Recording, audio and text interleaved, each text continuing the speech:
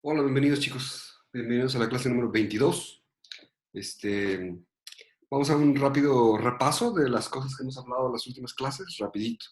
Primero que nada, NP no es no polinomial. NP no es no polinomial. Pésima terminología. Fíjense que esto viene en inglés.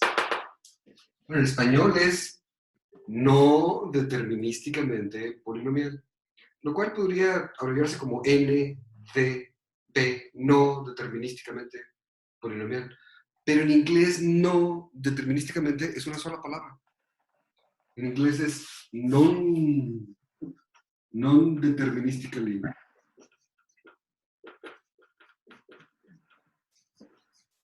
Polinomial. Polinomial, creo. Lleva una Y en algún lado. Polinomial, no sé. ¿No? Non-deterministically. Entonces las abreviaturas de estos pues es N y P. Si fuera español serían dos palabras, no determinísticamente polinomial. Entonces hubiéramos puesto NDP, pero como fue en inglés, traducción NP. Triste caso. Pero bien, no es la N de no determinísticamente, es la que está ahí. Bien, entonces primero que nada, NP no es no polinomial. Y ya definimos la vez pasada este símbolo P, que no es estándar. Me sirve para dar la clase más compacta en el pizarrón, que significa conjunto de todos los problemas de decisión que se pueden resolver en tiempo polinomial en una máquina de este tipo. Entonces, este es el conjunto de problemas de decisión que se pueden resolver en tiempo polinomial en una máquina de Turing. Eso es exactamente P, por definición. El asunto de si P es igual a NP o no, que es uno de los temas centrales de la teoría de la computación, esta es la P de la que se habla aquí, esta es la P de la que se habla por definición. Esos dos puntitos quiere decir que es la definición de P. El conjunto de todos los problemas de decisión que se pueden resolver en tiempo polinomial en una máquina de Turing. Eso es equivalente a lo que pueden hacer en una máquina RAM logarítmica. Todo lo que puede ser polinomialmente en una máquina de Turing lo pueden hacer polinomialmente en una máquina RAM logarítmica, es un teorema. Y hay un costo de emulación, que ya habíamos dicho, de aquí para acá es cúbico y de aquí para acá es t log t, ¿no? Si el tiempo aquí en una máquina de Turing para resolver un problema es t, eso lo puedo emular en una máquina de estas en tiempo t por logaritmo de t. Y al revés, si aquí tengo un problema que puedo resolver en tiempo t, de este lado lo puedo resolver en tiempo t cúbica. Luego viene la máquina de Turing no determinista que definimos la clase pasada, que es esta cosa que cada vez que necesitas se duplica o cuadriplica o se multiplica por lo que haga falta y tiene muchas copias de máquinas de Turing normales procesando la información simultáneamente. Es una especie de cómputo paralelo, pero que tiene sus diferencias con el cómputo paralelo, ¿no? Una es que puedo tener arbitrariamente muchas unidades de procesamiento, cosa que no es así en el cómputo real paralelo. Y otra cosa es que no se vale que se comuniquen entre sí los procesos distintos que están en la operación. En una computadora paralela sí que se comunican entre sí, normalmente. Y además, solamente se define esto, por lo menos de manera clásica, para problemas de decisión, para problemas en donde al final la respuesta es sí o es no. Acuérdense que tengo muchas copias de la máquina de Turing y cada una tiene su propia cinta y cada una hace sus cosas, ¿no? Si quisiera yo calcular algo, ¿no? Como no saber si la ruta óptima existe o si tiene longitud tal, no un problema de decisión, sino encontrar la ruta, no sabría, se puede definir, pero de origen no sabemos de las muchas máquinas de Turing cuál es la que tiene la ruta óptima. Cada una de ellas a lo mejor podríamos poner a calcular una ruta y alguna de ellas quizás la óptima, pero no tenemos un mecanismo definido que me diga de esas varias rutas que calcularon las varias copias de la máquina de Turing cuál sería la buena o cuál sería la óptima. Entonces, entonces solamente se define para problemas de decisión, para donde al final solamente respondes sí o respondes no. ¿Está bien? Bien. Esa es la máquina de Turing no determinista. Y el conjunto de todas aquellas cosas que yo puedo resolver, sí puedo resolver, en tiempo polinomial, con una máquina de Turing no determinista, eso es por definición NP. Y la pregunta es si estas dos cosas serán iguales o no. Luego viene la máquina RAM uniforme que también vimos y que parece muy sensata de inicio. Pero resulta que esta es Esta es insensatamente poderosa, ¿no? Demasiado veloz. No es previsible, no se espera que podamos hacer una cosa como esta en el mundo real, en el mundo físico.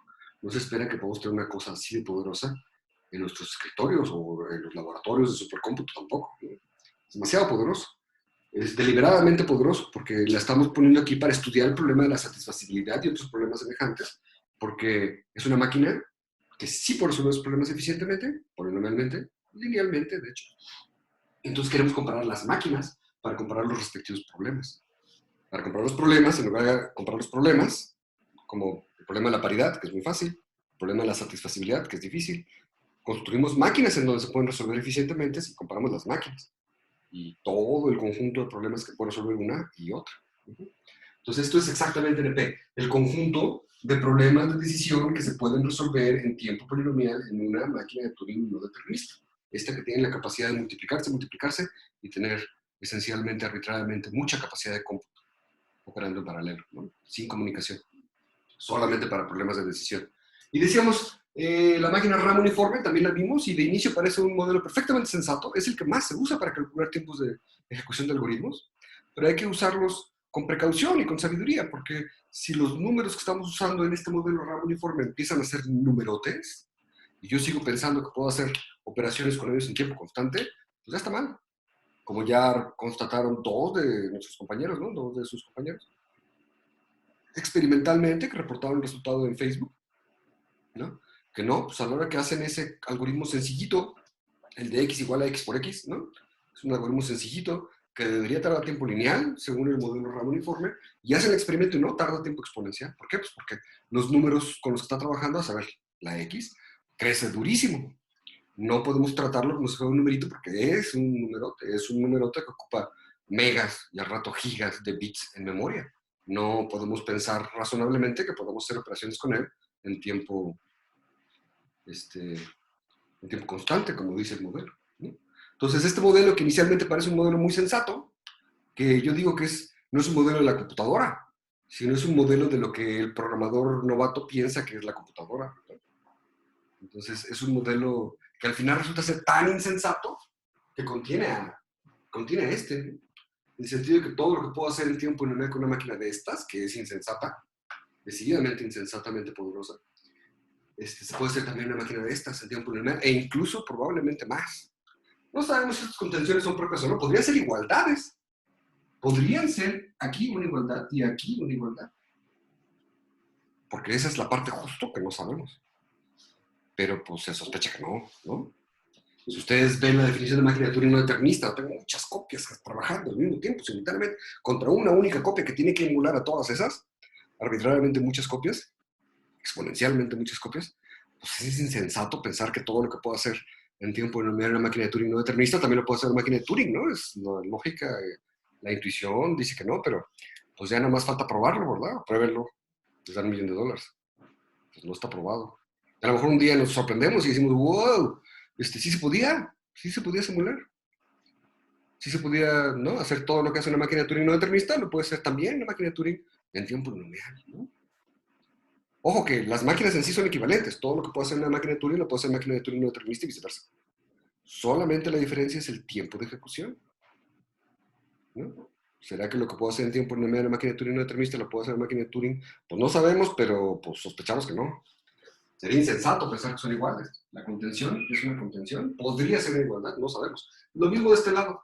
Es una contención que no sabemos si es una igualdad o no. Sería una igualdad si hay un problema semejante a este, que es el de decidir si NP es igual a CoNP, ¿no? También es un problema de estos centrales a la computación. Si NP, que es este clase que estamos definiendo aquí, es igual a CoNP, que no va a definir. Entonces esta contención sería una igualdad. Si P y NP fueran iguales, entonces esta contención sería una igualdad. Esta cosa no se sabe y esta otra cosa no se sabe, ¿no? No les voy a definir con NP, ya van demasiadas definiciones aquí. Nada más les digo que si esta contención es propia o no, es otro de estos problemas abiertos que nos gustaría poder resolver. Y que no sabemos. Esta teoría, la teoría de NP completa, es la teoría de nuestra ignorancia sobre estos asuntos.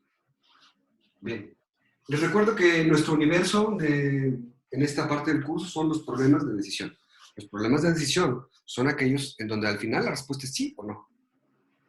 ¿Okay? Entonces, el problema de DHL no es un problema de decisión y por lo tanto no está en este universo de discurso.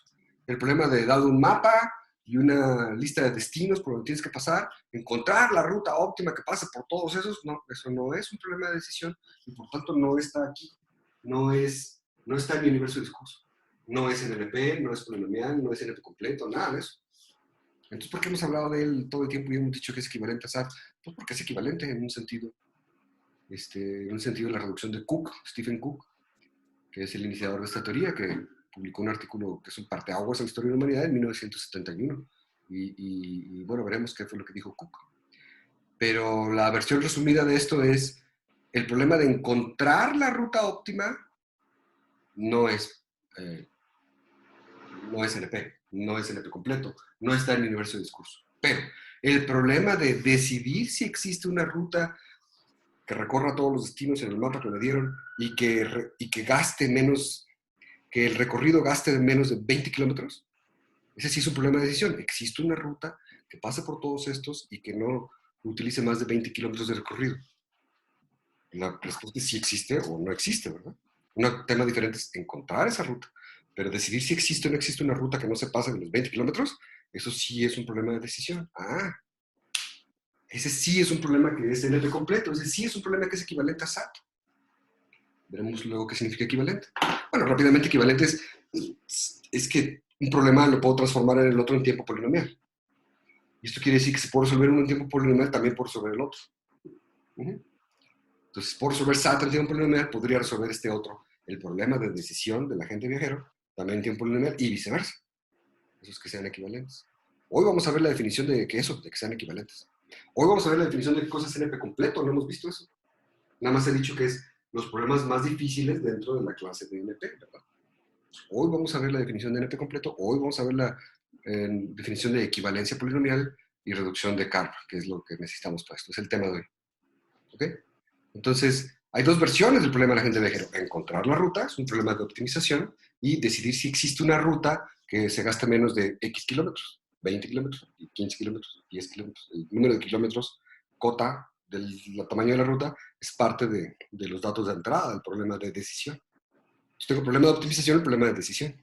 Resulta que no es un teorema, pero es un hecho experimental que se verifica una y otra vez, que cuando tienes aquí esta dicotomía entre un problema de optimización, como encontrar la ruta óptima, y el problema de decisión, como decidir si existe una ruta que no se pase de X kilómetros, X es una variable también de entrada del problema, bueno, resulta que tú puedes, estos dos problemas son polinomialmente equivalentes. Basta con decidir el problema, saber resolver el problema de decisión para resolver el problema de optimización y viceversa. El viceversa es más fácil. Si yo puedo encontrar la ruta óptima, la encuentro. Si puedo encontrar la ruta óptima polinomialmente, la encuentro. Y al encontrarla, checo su longitud y digo, tiene 17 kilómetros. Y si luego me preguntan, oye, ¿existe una ruta que pase por todos estos destinos y que ocupe menos de 20 kilómetros? Y yo, a ver, encuentro la óptima, tiene 17, sí, sí hay. Y hay una que utiliza solo 18 kilómetros, a ver cuál es la óptima, tiene 17, sí, sí hay, ¿no? No exactamente 20 o exactamente 18, sino a lo más 20, a lo más 18. Si me preguntan por 16 kilómetros, digo, no, pues ya, la óptima tiene 17, por lo tanto no existe una ruta de menos de 17 o 16 kilómetros. Y la respuesta es no, no existe una ruta que pasa por todos los destinos y que gaste menos de 16 kilómetros. Y así como son kilómetros, podrían ser horas o litros de gasolina o, yo qué sé, ¿no? Cualquier medida que quieran optimizar. A lo mejor quieren optimizar la cantidad de lo que se gastan en balatas, ¿no? Entonces, porque a la hora de frenar pues, se gastan cosas, ¿no? Entonces, cuando se están gastando muchísimo en reparar los frenos de sus equipos, de sus ¿no? Coches, pues a lo mejor les interesa optimizar eso, ¿no? Que dure lo más posible los frenos. Entonces, las rutas pueden ser distintas. Si quieres optimizar gasolina o quieres optimizar tiempo o quieres optimizar distancia, pues la ruta puede ser diferente. Para optimizar balatas que sirven para frenar, pues entonces a lo mejor lo que necesitas es enviar estas cosas siempre por donde no haya topes y no haya semáforos y no haya eso, pues es compatible con avanzar más rápido, pero no necesariamente, a lo mejor puedes dar una vuelta más larga que gaste más tiempo para evitar frenar demasiado, ¿no? Entonces, depende de qué quieras optimizar, tus resultados diferentes.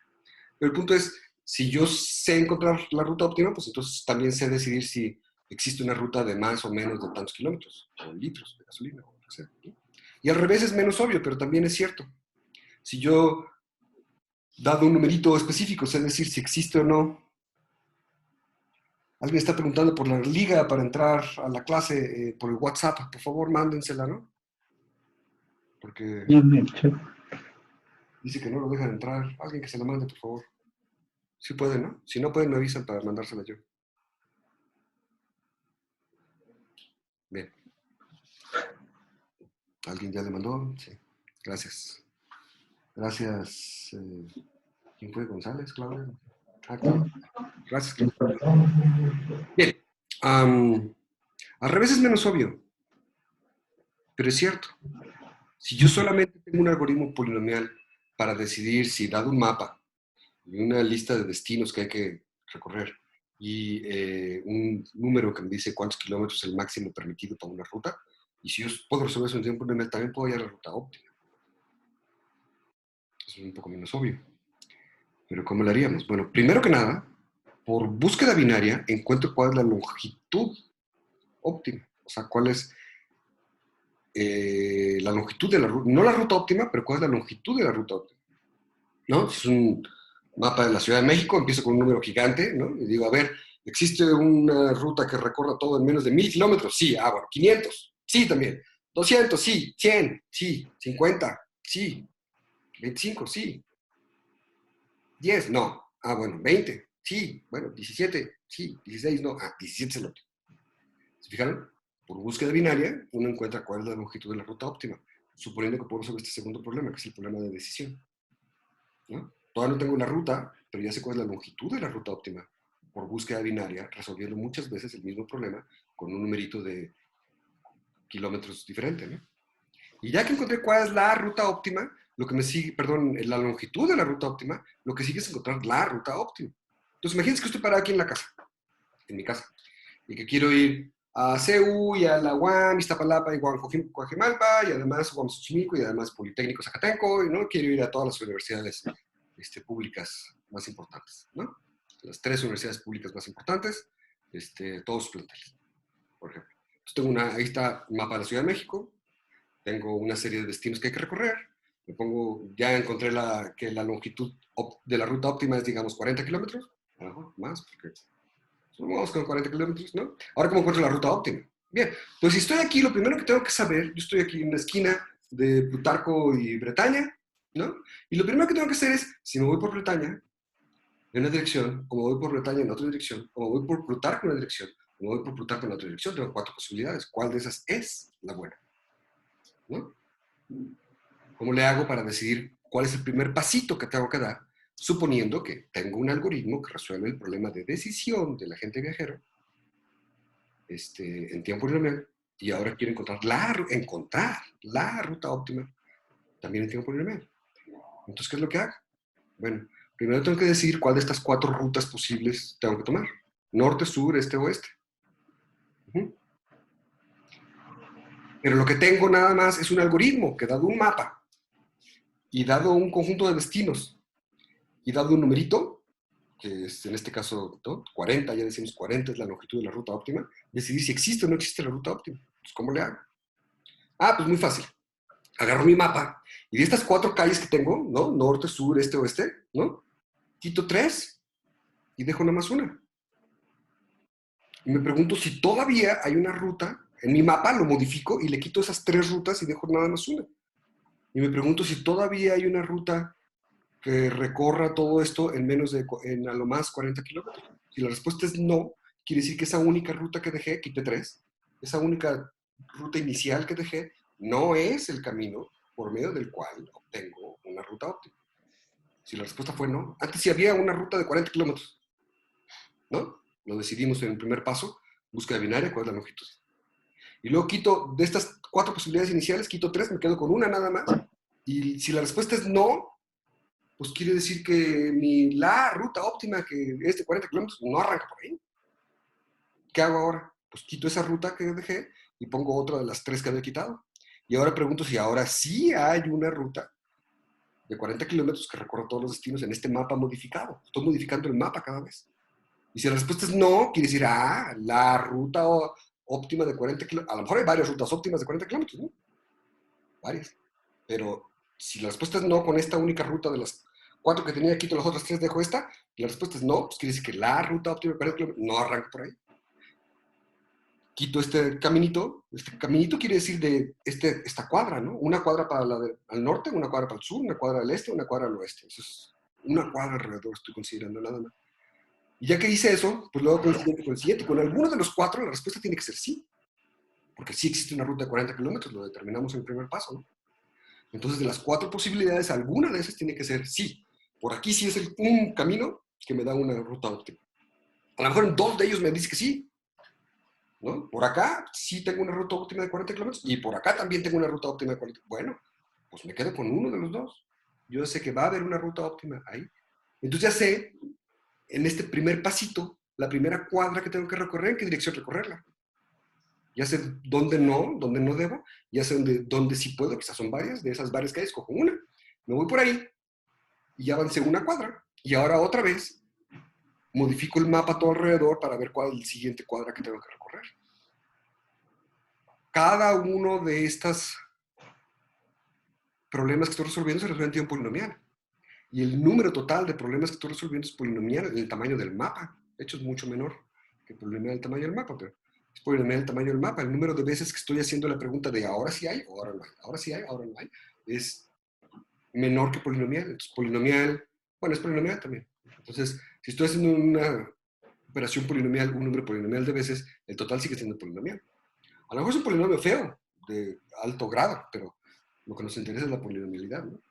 Entonces, no sé si se entendió, pero acabo de explicar por qué el problema de optimización del agente viajero se puede resolver con el problema de decisión del agente viajero en tiempo lineal. Si tengo un algoritmo para resolver en tiempo lineal el problema del agente viajero de decisión, el problema de decisión del agente viajero, pues también puedo resolver en tiempo lineal el problema de optimización del agente viajero. Pregunta, ¿se entendió? Levanten la mano los que sí entendieron. 1, 2, 3, 4, 5, 6, 7, 8, 9, 10. Uno más. Hacemos solo 19. Órale. Sale. Más o menos entendió, ¿no?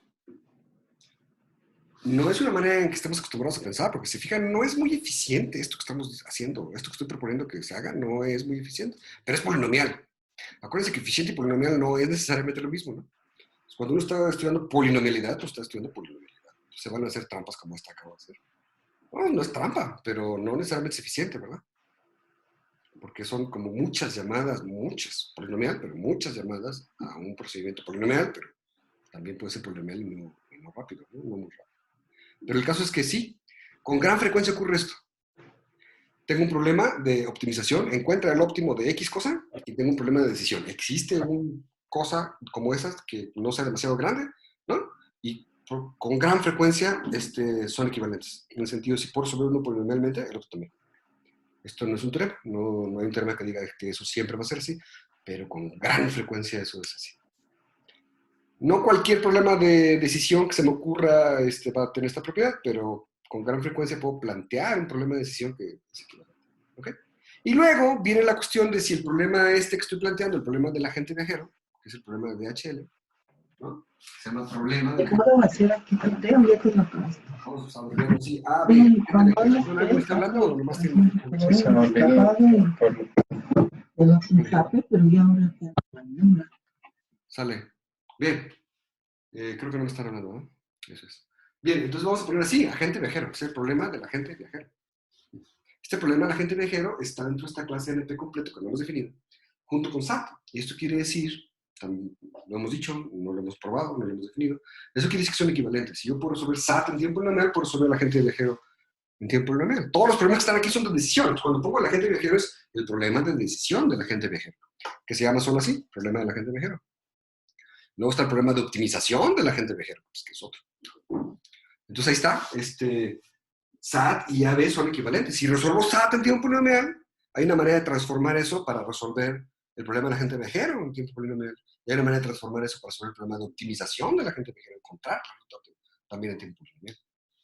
O sea, hay un montón de problemas equivalentes que nos gustaría poder resolver en tiempo polinomial y que no sabemos, ¿no? ¿Ok? Esa es la situación. Entonces, rápidamente, mi universo es los problemas de decisión. Hay muchos problemas que son polinomiales, son fáciles, como decir si un número es par o no, el problema de la paridad. Decir si una cadena es palíndroma o no, el problema del palíndroma. O decidir si una matriz es singular o no. Calcular el determinante de una matriz tarda tiempo cúbico, pero es polinomial, ¿no? Cúbico en el tamaño, si la matriz de n por n, tarda tiempo n al cubo. Y eso, pues, es polinomial, ¿no? Entonces, problema de ordenar n elementos. No, es problema de ordenar no, porque ese no es un problema de decisión. Solamente problemas de decisión. Entonces, muchos problemas son fáciles, polinomiales, y están en P. Todos aquellos que están en P, están en NP. Porque todo lo que puedo hacer en una máquina de Turing, lo puedo hacer en tiempo lineal, lo puedo hacer en una máquina de Turing no determinista también en tiempo lineal. Porque toda máquina de Turing es una máquina de Turing no determinista. Por lo tanto, P está contenido en NP. Una razón más por la que NP no es no polinomial. Si fuera no polinomial, sería P acá y NP acá, serían disjuntos, ¿no? Si algo está en NP, entonces, perdón, en P, si es polinomial, no podría también ser no polinomial. No se vale que haya una intersección aquí, ¿no? Si es que fuera el caso que NP fuera no polinomial, pero no es así. No es así que este conjunto P está completamente contenido dentro del conjunto NP. De nuevo, los problemas NP completos son aquellos que, vamos a ver la definición explícita hoy, pero son los más difíciles dentro de todos estos NP y todos ellos son equivalentes entre sí. Si puedo resolver uno de ellos en tiempo polinomial, puedo resolver cualquier otro en tiempo polinomial. Y además, si puedo resolver uno de estos en tiempo polinomial, todo esto que está aquí también lo voy a poder resolver en tiempo polinomial.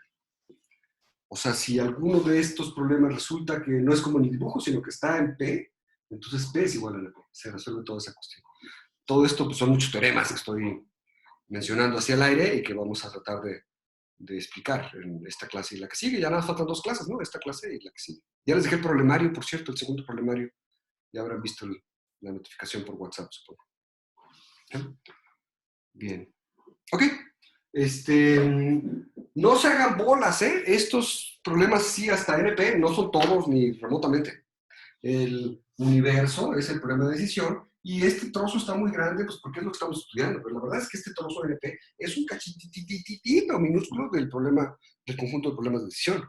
Aparte de estos problemas que están en NP, están los co-NP que comparten una parte, pero se salen, y luego están los pi2 completos, y están los pi2 y los pi2 completos, y los pi3 y los pi3 completos. Son categorías cada vez más complejas, y más allá de esas categorías que se llama la jerarquía polinomial, vienen los problemas que sí son exponenciales, que sí sabemos que sí son exponenciales, ¿no? Y luego los que son doblemente exponenciales y triplemente exponenciales y los no elementales, ¿no? ¿No? Son clases y clases y clases de complejidad, son muchísimas clases de complejidad que existen. Googleen el asunto en la Wikipedia, hay infinitas clases de complejidad distintas, conocidas, que se estudian. Y después de todos esos vienen los problemas que de plano no se pueden resolver, como el problema del paro. El problema del paro no está aquí, no se puede resolver ni con una máquina de Turing no determinista, no se puede resolver, punto. Es un problema indecidible, ¿no? Entonces, después de todos estos que son polinomiales y otros no sabemos si son polinomiales, hay una amplia gama de problemas que no sabemos si son polinomiales, que están más allá de NP. No es nada más NP, o sea, los de NP no sabemos si son polinomiales, pero hay clases de complejidad que contienen a esta, presumiblemente la contienen de manera propia y tampoco sabemos si son polinomiales o no. Y después de esos vienen ya los que son exponenciales, doblemente exponenciales, triplemente exponenciales, y después de eso vienen, como los que son indecidibles. Esto es una teoría muy profunda y muy vasta. Se publica muchísimo al respecto. Los que, como no son ni siquiera decidibles. La mayoría son de estos, no son decidibles. La mayoría en el sentido de cardinalidad, ¿no? Porque el número total de programas es numerable y el número total de problemas es no numerable. Entonces, la gran mayoría son como que no se pueden resolver algorítmicamente, ¿no? Pero luego todavía ahí ya ven cómo son los matemáticos, ¿no? No nada más están los indecidibles y ya, sino están los indecidibles y luego Pero hay una clase que es la más simple de todos esos problemas indecidibles, la clase del problema del paro. El problema del paro es el problema indecidible más simple. Pero tú te puedes decir, bueno, ¿y qué tal que tuviera un oráculo, una máquina mágica que me permitiera resolver el problema del paro?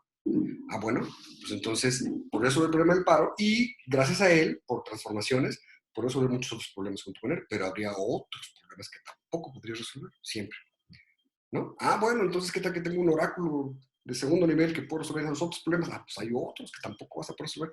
Entonces, los problemas indecidibles no nada más son indecidibles y ya, sino que también están estratificados en una serie de problemas que son cada vez más difíciles de resolver. O sea, los problemas que no se pueden resolver hay de varias dificultades.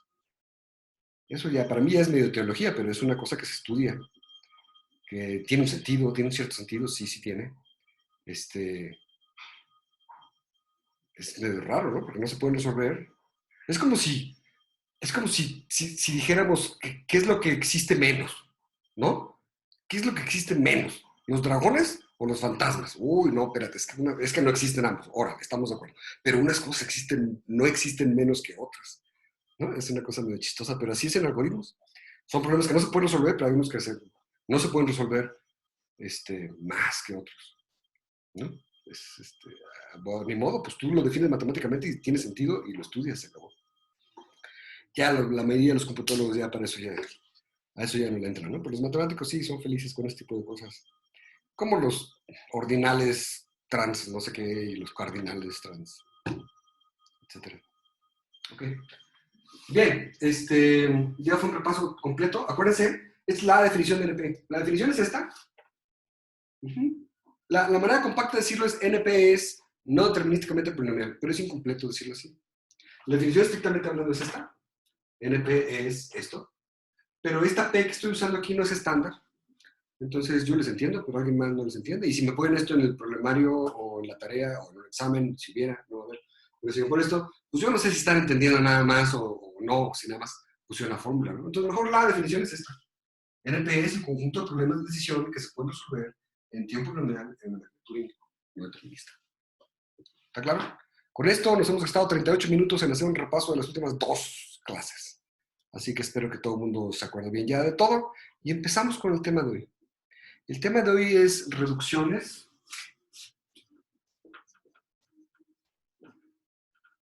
Reducciones polinomiales. Específicamente de Karp.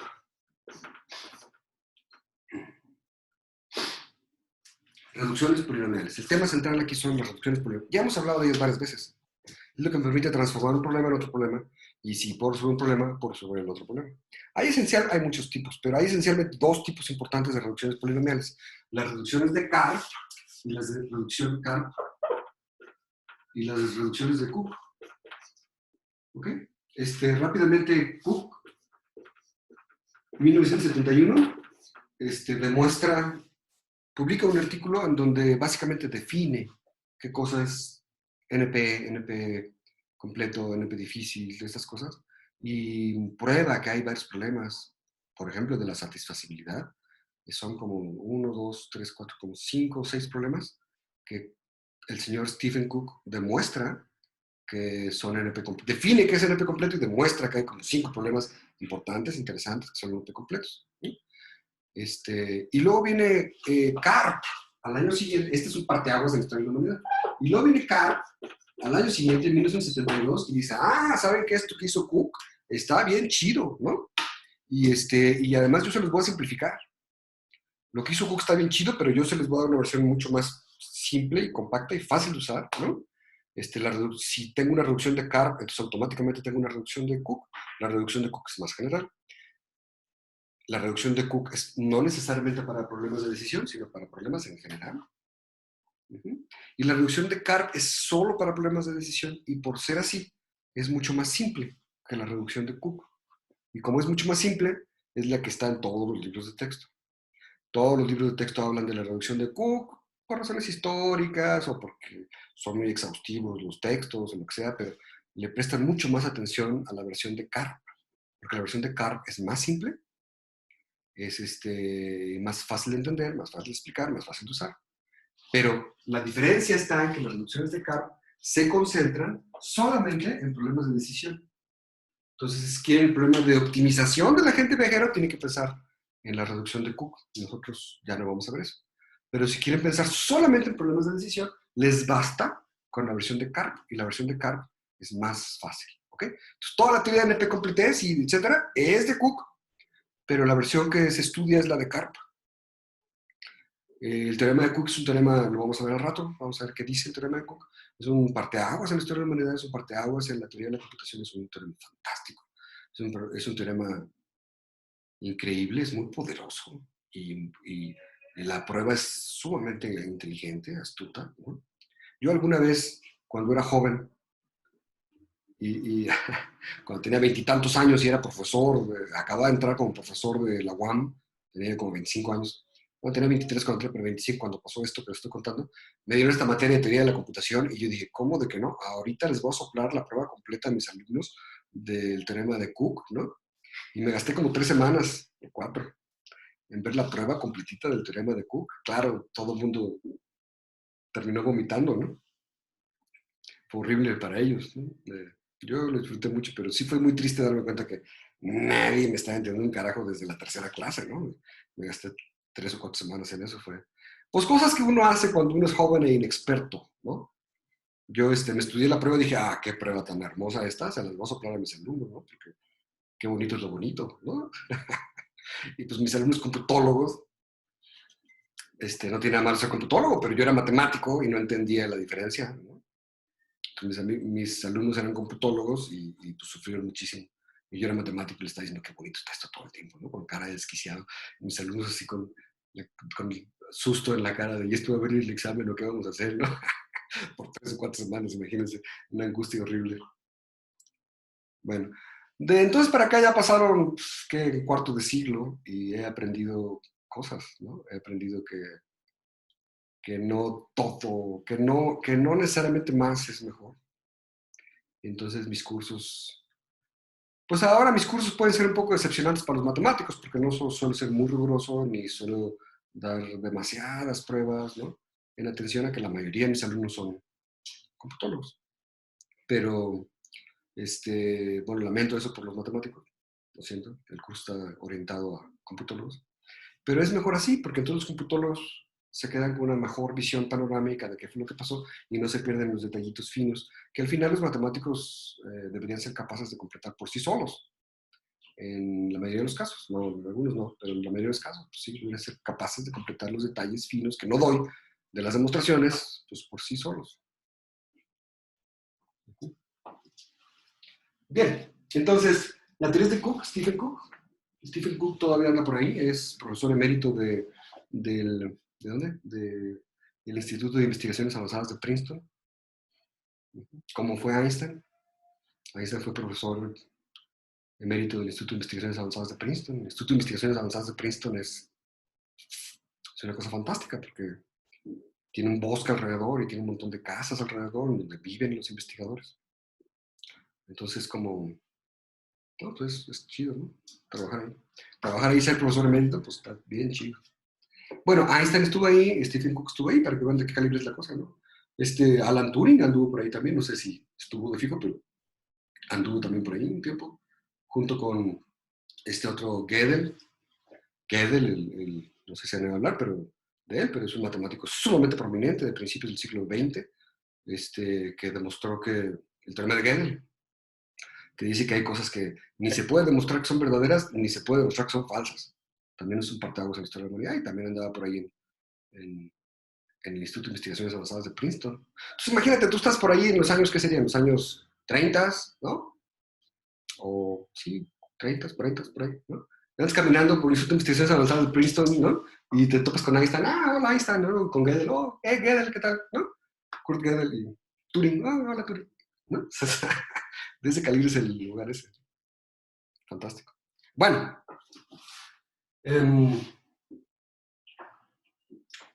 reducciones polinomiales, las de Carp, no las de Cook. Las de Cook son más complicadas.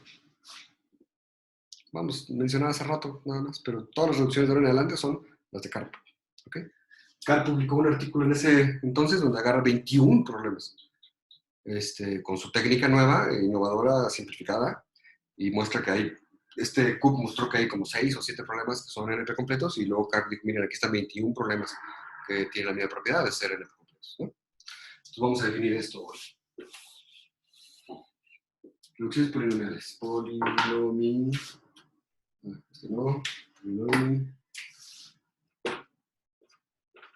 Las de campo. Voy a borrar esto de acá porque voy a necesitar espacio.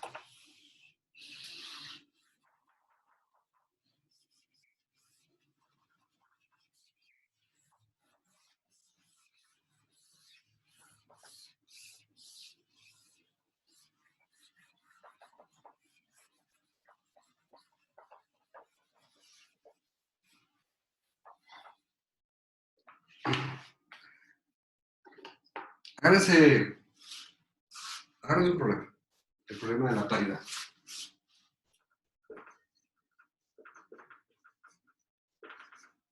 Es un problema muy simple, ¿no? El problema de la paridad. Llegan a otro problema. Vamos a llamarle a este problema pi1. En general es un problema que sea pi1, pero este problema, a manera de ejemplo, es el problema de la paridad. Pero piensen en un problema en general. Un problema de decisión. El problema de decisión quiere decir que la respuesta es sí o no. Y piensen en otro problema, pi2. En este caso, por ejemplo, satisfacibilidad. El problema de la satisfacilidad. Tenemos dos problemas. ¿Qué significa que hay una transformación polinomial de uno al otro? Intuitivamente quiere decir, bueno, hay una manera de que los problemas de este estilo los puedo transformar en problemas de este estilo, de tal manera que si sé resolver estos en tiempo polinomial, también puedo resolver aquellos en tiempo polinomial. Es la idea intuitiva. ¿Qué quiere decir? Quiere decir que la transformación misma debe ser polinomial. Porque si no, la transformación no me sirve para resolver aquel problema. Y quiere decir que si la respuesta acá era sí al problema original, la respuesta al problema transformado tiene que ser sí, para que resolver este problema me permita resolver aquel. Y si la respuesta acá era no, la respuesta al problema transformado tiene que ser no también. Básicamente eso es una transformación de Karp. ¿Qué significa transformar? Bueno, piensa que cuando tenemos un problema de decisión, acuérdense que son problemas de decisión, siempre tenemos un universo de discurso. O sea, el universo de discurso siempre es el conjunto de todos los bichos de los que estamos hablando. Vuelvo a decir, el universo de teoría de conjuntos no existe porque da contradicciones. Ya hablamos de eso alguna vez. No lo demostramos esta vez, ¿verdad? Normalmente lo demuestro. Pero como este trimestre tiene nomás 9 semanas, este bimestre tiene nomás 9 semanas, pues entonces ahora. Pero sí, cada problema tiene su universo de discurso, el conjunto de todos los bichos de los que estamos hablando. Entonces, cuando decimos, uy, ¿será que es par o no es par? ¿Cuáles son los bichos de los que estamos hablando? ¿Sandías? ¿Planetas? ¿Manzanas? Díganme, por favor, nomás para saber que me están siguiendo. ¿De qué estamos hablando cuando decimos, ¿será par o no será par?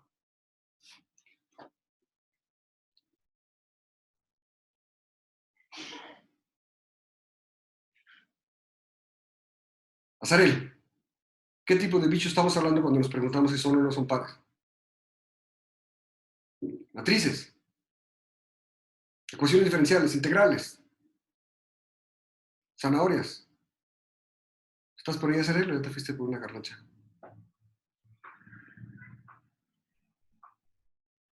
¿Nadie me quiere decir? Sí, está fácil, ¿no? O sí se entiende lo que estoy preguntando, ¿cierto? Serían los algoritmos. ¿Los algoritmos son o no son pares? Digo, los números. Creo que estamos hablando. Los números. O sea, cuando decimos, ¿será que es par o será que no es par? El bicho del que estamos hablando son los números enteros. Entonces, el universo de discurso son los números enteros.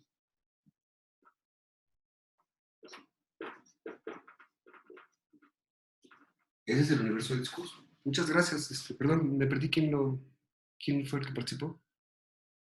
¿Alberto? Yo ahí. Carlos. Sí, Carlos. Gracias, Carlos. Entonces, el problema es decidir si es par o no. El conjunto de bichos a los que eso se aplica es los números. Tú no puedes pensar si las sandías son pares o no, o si las mesas son pares o no, ¿verdad? No viene al caso esa pregunta. Decidir si algo es par o no es par, es los números enteros. También se puede definir para las funciones y, ¿no? También existe la noción de paridad para funciones, pero normalmente estamos hablando de números enteros, no de números reales, ¿no? Y no de otras cosas. Estamos hablando de números enteros. Ese es el universo del discurso, conjunto de bichos de los que estamos hablando. Cuando hablamos de SAT, el problema de la satisfacibilidad, y nos preguntamos, ¿será que es satisfacible o no? ¿Cuál es el universo del discurso? ¿De qué clase de bichos nos preguntamos si son o no son satisfacibles?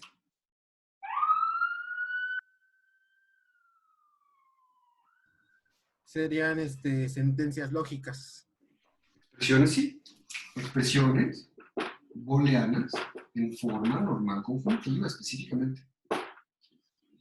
Ese es mi universo de discurso. Es el conjunto de todos los bichos que quiero saber si sí son o no son pares. ¿Sale? Entonces, estos dos conjuntos tienen aquí pues, algunos elementos, ¿no? Por ejemplo, aquí está el 5, y aquí está el 2, y a lo mejor aquí está el 4, a lo mejor aquí está el 3, y a lo mejor aquí está el 7, y a lo mejor aquí está el 8, ¿cierto? Este universo de discurso pues, tiene muchos elementos. Acabo de pintar algunos. Y este otro tiene también muchos elementos. A lo mejor aquí está el x1 y negación de x1, y a lo mejor por acá está el x1 y x2 o x1 negada, ¿no? Y así tengo muchas expresiones booleanas. Es un conjunto infinito de expresiones booleanas, un conjunto infinito de números enteros. ¿Sí está bien? El medio de este asunto es que hay un cierto conjunto aquí,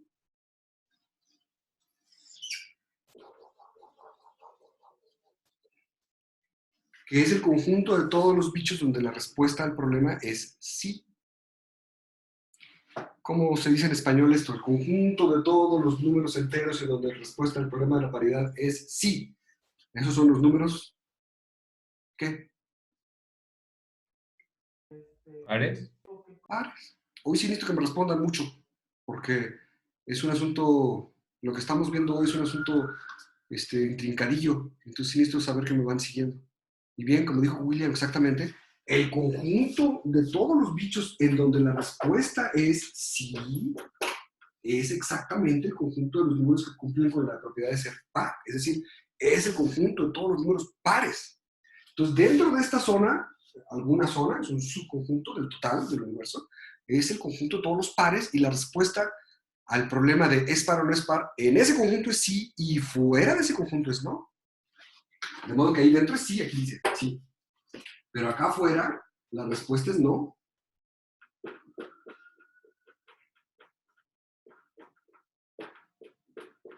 ¿Estamos de acuerdo? Tengo un problema que consiste en determinar si cierta propiedad se cumple. En este caso, la propiedad de ser par. Y tengo mi universo de discurso. Este problema divide mi universo de discurso en dos conjuntos. El conjunto en donde la respuesta es sí. Son problemas de decisión, ¿se acuerdan? Y el conjunto donde la respuesta es no. Y eso pasa para todos los problemas de decisión, ¿cierto? Aquí también tengo conjunto de todas las expresiones booleanas de forma normal conjuntiva. Y este problema, decidir si es satisfacible o no es satisfacible, divide mi conjunto en dos trozos. El conjunto en donde la respuesta es sí, expresiones booleanas que sí son satisfacibles, esta sí es satisfacible, chéquenlo, ¿no? Le ponen x1 igual a verdadero, x2 igual a verdadero y ya acabaron, esto ya fue satisfacible. Es satisfacible. Hay muchas otras expresiones booleanas que son satisfacibles, que están aquí dentro, y para ellas la solución al problema de si es satisfacible o no, la respuesta es sí. Mientras que para todas las que están afuera, dije, porque así me pongo de autóctono.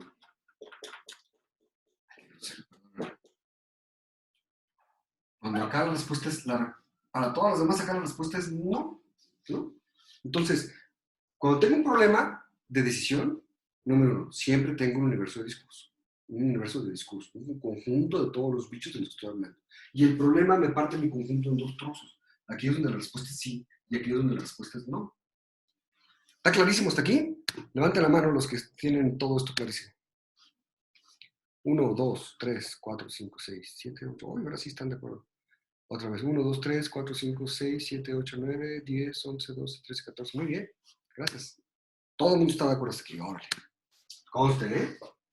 Entonces, todo problema de decisión tiene un universo de discurso Y el problema en sí parte al universo de discurso en dos trozos. El trozo donde la respuesta es sí y el trozo donde la respuesta es no. Eso pasa para todos los problemas de decisión. Siguiente cosa. El problema original, dado una expresión booleana de decir si es satisfacción o no, es equivalente a tener, o sea, por un lado tener SAT, con la especificación que ustedes quieran en inglés, en español, en lenguaje matemático, lo que sea, es equivalente a tener el universo de discurso, tener el par ordenado que consta del universo de discurso y el conjunto en donde la respuesta es sí. Este conjunto donde la respuesta es sí, le estoy llamando así, se llama sí. Así se llama este conjunto. Entonces, un problema pi tiene siempre asociado un par ordenado que consta de un universo de discurso y el subconjunto específico en donde la respuesta es sí.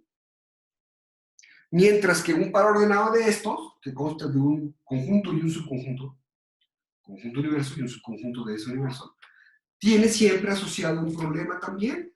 Hay una biyección entre los problemas y los pares ordenados de conjunto y subconjunto. ¿Por qué? ¿Cuál sería el problema? Si yo no tengo un problema específico, sino nada más tengo un universo de discurso y tengo un subconjunto que es donde la respuesta es sí. ¿Cuál sería el problema? ¿Cómo podríamos, sí? Olvídense de este problema y de este problema. Nada más tienen esto y esto. Tienen un universo, un conjunto al que le llaman universo y un subconjunto al que le llaman sí. Esto es simplemente un conjunto y un subconjunto. Al conjunto grande le llaman universo y al conjunto chico le llaman conjunto sí. ¿Cuál sería el problema correspondiente? Dice aquí, si tengo un problema, tengo un par ordenado de estos, y si tengo un par ordenado de estos, también tengo un problema. ¿Cuál sería el problema correspondiente? ¿Cómo diría en español este? Pi. Si alguien se anima a decirlo, a decírmelo, se los agradeceré. Si no, pues ahorita les digo, porque ese sí es un poquito más elaborado. Pero a lo mejor Manuel, que le gusta mucho participar de estas cosas, me puede decir, ¿cuál sería el problema asociado a este par ordenado que es nada más un conjunto y un subconjunto? Dado algo, decidir si qué, ¿no? Todos los problemas de decisión son así. Dado un bicho, decidir si cumple una propiedad, ¿no? ¿Cómo podríamos decir esto en español? Partiendo de solo esto, un universo y un subconjunto. Dado un elemento del conjunto universo, decidir si pertenece al conjunto sí. Exactamente. Muchas gracias, Miguel. Entonces, sí, si tengo nada más un par ordenado contra un conjunto y un subconjunto, al grandote le llamo universo, al chiquito le llamo conjunto del sí, y el problema asociado es decidir si, dado un elemento del universo, decidir si este universo está en el conjunto sí. Fíjense que este sí no lleva acento, es un condicional, y este sí lleva acento, es una afirmación. Decidir si acaso es cierto que esto ocurre. Donde este que está aquí es el conjunto sí, ¿verdad? Este conjunto sí. Es un conjunto que así se llama sí. Ese es el problema asociado. Entonces ya vieron, si tengo un problema, me da una pareja de conjuntos, el universo y un subconjunto. Y si tengo un universo y un subconjunto, da dos conjuntos, un conjunto y un subconjunto. Al grande le llamo universo, al chiquito le llamo sí, y eso le da un problema. Dado un bicho dentro del universo, decidir si ese bicho está en el conjunto sí. Hay una biyección. Los problemas y los pares ordenados de un conjunto con un subconjunto. Pregunta, ¿se entendió esto? Levanta la mano, es que sí. 1, 2, 3, 4, 5, 6, 7. Órale. Más que nunca, dejen contar otra vez, 1, 2, 3, 4, 5, 6, 7, 8, 9, 10, 11, 12, muy bien. Más que nunca interrúmpanme si no se entiende algo, porque aquí voy despacito, porque vamos lejos. Y necesito que cada pasito me confirme si está entendiendo bien. ¿Ok? Entonces vamos ahí. Entonces, es lo mismo pensar en un problema que pensar en una pareja de conjuntos. Universo y sí. Es lo mismo. Ahora vamos a pensar en los problemas de esa manera. Los problemas ahora son un conjunto universo y un subconjunto donde la respuesta es sí. ¿Sale? Entonces, el problema de la paridad consta del universo de todos los enteros y el subconjunto de los pares. El problema de la satisfacibilidad consta del conjunto de todas las expresiones booleanas y el conjunto de aquellas que sean satisfacibles. Cumplen la propiedad de ser satisfacibles. ¿Está bien? A esos son nuestros problemas ahora, a partir de ahora. No, ¿por qué? ¿Por qué? Pues porque si es, nada más hablamos de problemas, unos problemas son sobre enteros, otros son sobre matrices, otros son sobre expresiones booleanas, otros son sobre gráficas, y es muy heterogéneo. Y el hecho de que sea tan heterogéneo impide poder hablar de todos esos problemas de manera uniforme. Y cuando tú estás estudiando los problemas, cuando tú estás estudiando, tu universo de discurso es los problemas de decisión, pues te conviene tener una manera uniforme de referirte a todos ellos. Todos ellos son un universo de discurso y un subconjunto donde la respuesta es sí. Ah, entonces ya es uniforme, ya. Pero que si era una matriz, que si era una gráfica, que si era un mapa de una ciudad, no importa. Tienes un universo de bichos y un subconjunto donde la respuesta es sí. Ya tienes una manera uniforme de referirte a todos estos bichos. Está interesante, ¿no? Esto es genial, es una idea de Cook o de Karp, no sé. De Karp, más bien. Es genial, es una manera uniforme de referirte a todo esto. Está chido. Ya todos los problemas son el mismo tipo de cosa. Ya desde antes lo era conceptualmente, pero ahora es el mismo tipo de cosa en su representación matemática. Son parejas ordenadas de un conjunto y un subconjunto. Uh-huh. Con la ventaja adicional de que como ya hemos estudiado lenguajes, ya sabemos que es un lenguaje regular y que es un lenguaje general y que son cadenas, etc., yo puedo pensar además que todas estas cosas se expresan, todos los elementos de aquí, siempre, y los de acá y los de cualquier universo, siempre, es un conjunto de cadenas. Porque todas las cosas que podemos definir, las podemos definir en español. En español todo lo podemos escribir como cadenas, ¿no? O todo lo que podemos definir, lo podemos definir con lenguaje matemático. El lenguaje matemático son cadenas de símbolos matemáticos, pero son cadenas de símbolos matemáticos. Siempre con un alfabeto finito, ¿cierto? Entonces, siempre, siempre, siempre, de ahora en adelante, siempre podemos pensar, y de ahora en adelante vamos a pensar, que todos mis universos de discursos constan de cadenas. Cadenas de dígitos que conforman un número, o cadenas de símbolos lógicos que conforman una expresión booleana, o cadenas de lo que sea, que me describen matrices o gráficas o lo que sea, pero son cadenas de símbolos sobre un alfabeto finito. Tiene sentido, ¿no? Si algo que quiero estudiar no se puede definir como cadenas de símbolos, pues no lo puedo estudiar. Alguien puede objetar que los números reales, por ejemplo, los números reales, pues no, todos ellos no se pueden definir como una cadena de símbolos. Porque hay números reales que no son, por ejemplo, números reales que tienen una cantidad infinita de dígitos distintos de cero, ¿no? En su expansión decimal. Entonces no los puedo poner como una cadena, porque una cadena es finita por definición. No de manera automática. Pero sí puedo, porque todos los números reales que puedo definir, están luego los no definibles, que era parte de la tarea por ahí, ¿no? Pero todos los números reales que puedo definir, los puedo definir de alguna manera. Como el límite de la, bueno, pues esa es tu definición. Y tu definición es finita, es una cadena finita de símbolos. Pi, que tiene una sucesión infinita de dígitos, lo puedes definir como el límite de la, y tu definición es finita. Ah, bueno, pues ese es tu número, esa cadena de símbolos que define a pi, que incluye la L del límite y la I del límite y la M del límite y la flechita de X tiende a no sé qué, todo eso, todo lo que involucra la definición de pi, eso es pi desde esta perspectiva, ¿no? Si estamos estudiando cosas de este estilo, pues de esta perspectiva, esa cadena de símbolos que define a pi, eso es pi. Claro, hay varias cadenas distintas que definen a pi de distintas maneras, bueno, pues todos serán equivalentes, habrá que encontrar alguna noción de equivalencia, ¿no? Por eso luego los números reales son bien gachos, ¿no? No sé si vieron por ahí, salió la nota en esta semana de que un tal Doron Silberger, algo así, afirma que pi no es un número. Salió una nota periodística que anduvo circulando hoy. Al rato se les posteo en la página de Facebook, ¿no? Doron Silberger, un matemático prominente, famoso, que hace combinatoria, el mismo tipo de cosa que hago yo, combinatoria, teoría de gráficas, ¿no? Afirma que pi ese no es un número. ¿Por qué? Pues porque no puedes dar una definición, porque, bueno, él da sus razones. Ahí se los voy a postear, ustedes lo ven, ¿no? Pi no es un número, dice.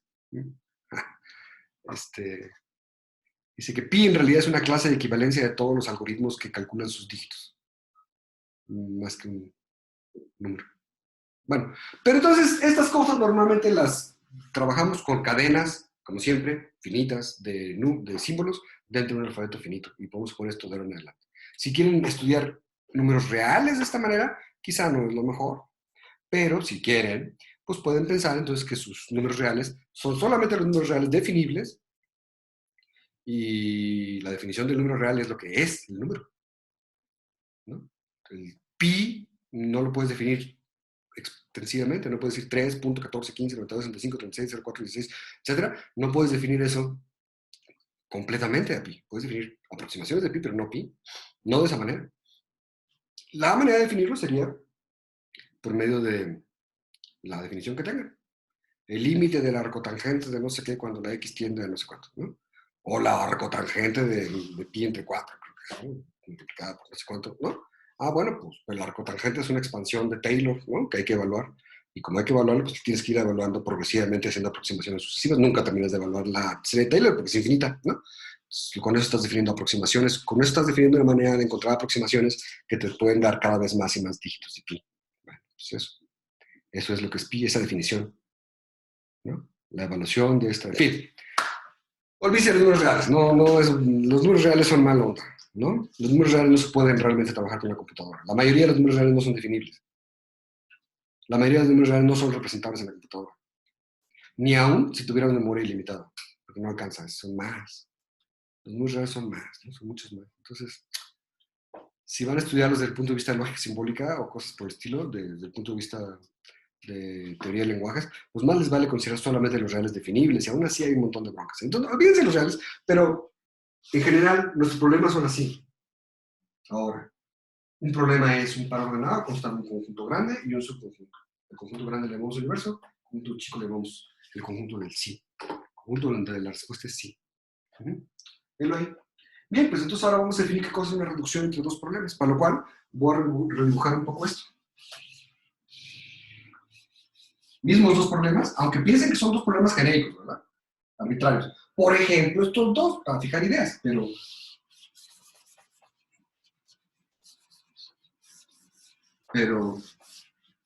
es solo un ejemplo.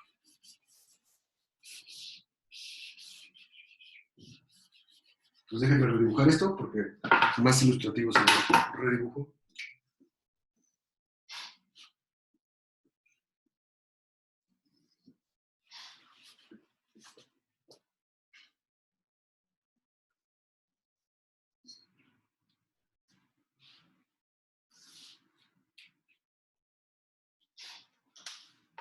Aquí tengo el conjunto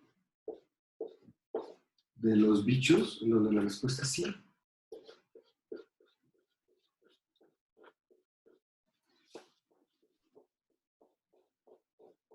Y aquí también.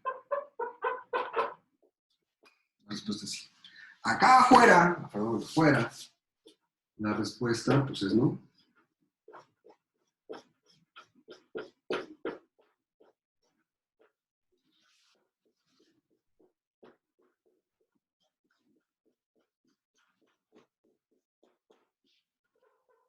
Esto pues es no. Aquí dentro, pues está, por ejemplo, esta expresión booleana de hace rato, x1 o x2 negada, ¿no? Ese es un ejemplo de un bicho que está aquí dentro que sí es satisfacible. Mientras que un ejemplo de un bicho que está acá afuera, pues por ejemplo es x1 y x1 negada. ¿Sale? Un ejemplo de alguien que está afuera, un ejemplo de alguien que está dentro. Aquí un ejemplo de alguien que está dentro, pues sería por ejemplo el 18, y un ejemplo de alguien que está acá afuera sería el 237. ¿No? Son dos ejemplos de un bicho dentro y un bicho fuera del conjunto sí. ¿Vamos bien? ¿Qué es una transformación de Karp? Una transformación polinomial de Karp. Ah, bueno, pues es una función f que transforma bichos de este estilo en bichos de este otro estilo y que cumple con algunas propiedades. Pero primero que nada, transforma bichos de este estilo en bichos de este estilo. Entonces, tiene que ser una función que recibe números enteros y los convierte en expresiones booleanas. ¿Cómo podríamos hacer eso? Suena rarísimo, ¿no? Agárrate un entero y dime cuál es la expresión booleana correspondiente. Bueno, pues suena rarísimo, pues porque están pensando, ¿les suena rarísimo, no? ¿O no? A ver, levanten la mano. A los que les suena una noción muy extraña esto de agarrar un número y darle una expresión booleana asociada. Levanten la mano que piensan que esto es rarísimo. Uno. ¿Ok? Los demás o son tímidos o no les parece rarísimo. Está bien. Profesor, Dime. Una forma para verlo sería con módulo 2. Si da 0, entonces es par, y si da 1, es impar. Y con eso ya se determina si es falso o verdadero. Claro, esa es una manera de resolver este problema. Pero no estamos hablando ahorita de resolver problemas. Estamos hablando de transformar problemas en otros problemas. Unos problemas, transformarlos en otros problemas. Entiendo. ¿Por qué? Porque queremos comparar problemas en su conjunto y queremos comparar la dificultad de un problema con la dificultad de otro problema. Por muchas razones, ¿no? Porque el problema de la paridad es muy fácil. Es decir, cualquiera lo resuelve, claro, módulo 2. O te fijas en el último dígito y te fijas si el último dígito es par y ya con eso, ¿no? Los dígitos por definición tienen que ser finitos, entonces es un número finito de causas a considerar y se acabó. En base binario, que un dígito sea par quiere decir que es 0. En base 10, que sea par quiere decir 0, o 2, o 4, o 6, o 8, ¿no? Ya. Entonces, chécate que sea par el último dígito y acabaste. Sí, resolver el problema de la paridad es muy fácil, claro. Y resolver ese también es fácil. Bueno, es fácil dar el algoritmo para resolverlo. Lo que no es fácil dar un algoritmo polinomial. Lo que estamos estudiando es cómo transformar unos problemas en otros para poder resolver unos si sabemos resolver otros. En tiempo polinomial. ¿Ok? Entonces, esta transformación, para que sea una transformación de una reducción polinomial de K, f, tiene que ser una función que va del universo de discurso del primer problema al universo de discurso del segundo problema. ¿Ok? Voy a borrar esto de acá. Los problemas son pares ordenados del universo y su conjunto donde la respuesta es sí. Entonces, la primera condición que tiene que tener una reducción de Karp, definición de reducción polinomial de Karp. Es una función que tiene que tener varias propiedades. Primero que nada, es una función que va del universo de discurso del primer problema al universo de discurso del segundo problema. Primero que tiene que ser es una función. Esto quiere decir que, en este caso, si mis problemas son paridad y SAT, quiere decir que esta función recibe un número y me regresa una expresión booleana. Esto puede sonar muy extraño de nuevo, aunque la mayoría de ustedes no quiere confesar que le parece extraño. Recibo un número 15. ¿Cuál es la expresión booleana correspondiente? Pues la que tú definas, porque es una función que tú defines. Como tú la quieres definir, esa es la manera correcta de hacerlo.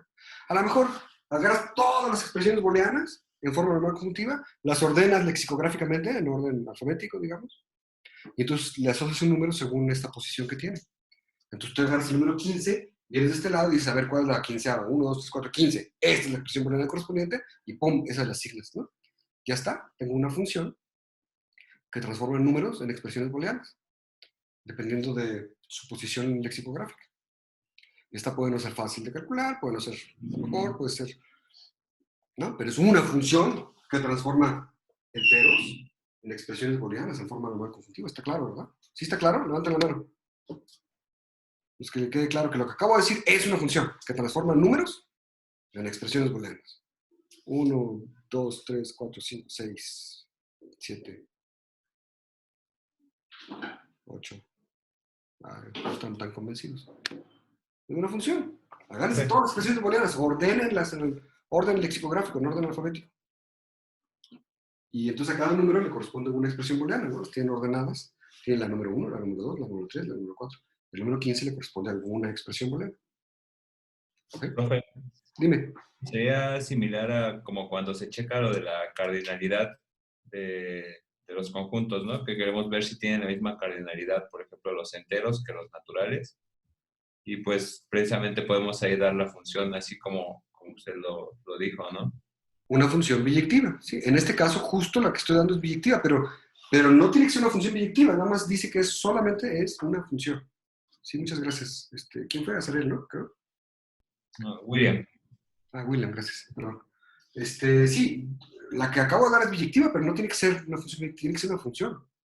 Una función que siempre, un tipo de función que siempre existe, es muy fácil, es una función constante, que a todos estos bichos los manda a un único bicho de acá. Es decir, defino f de x, es la definición, como x1 o x2 negada. Ahí está.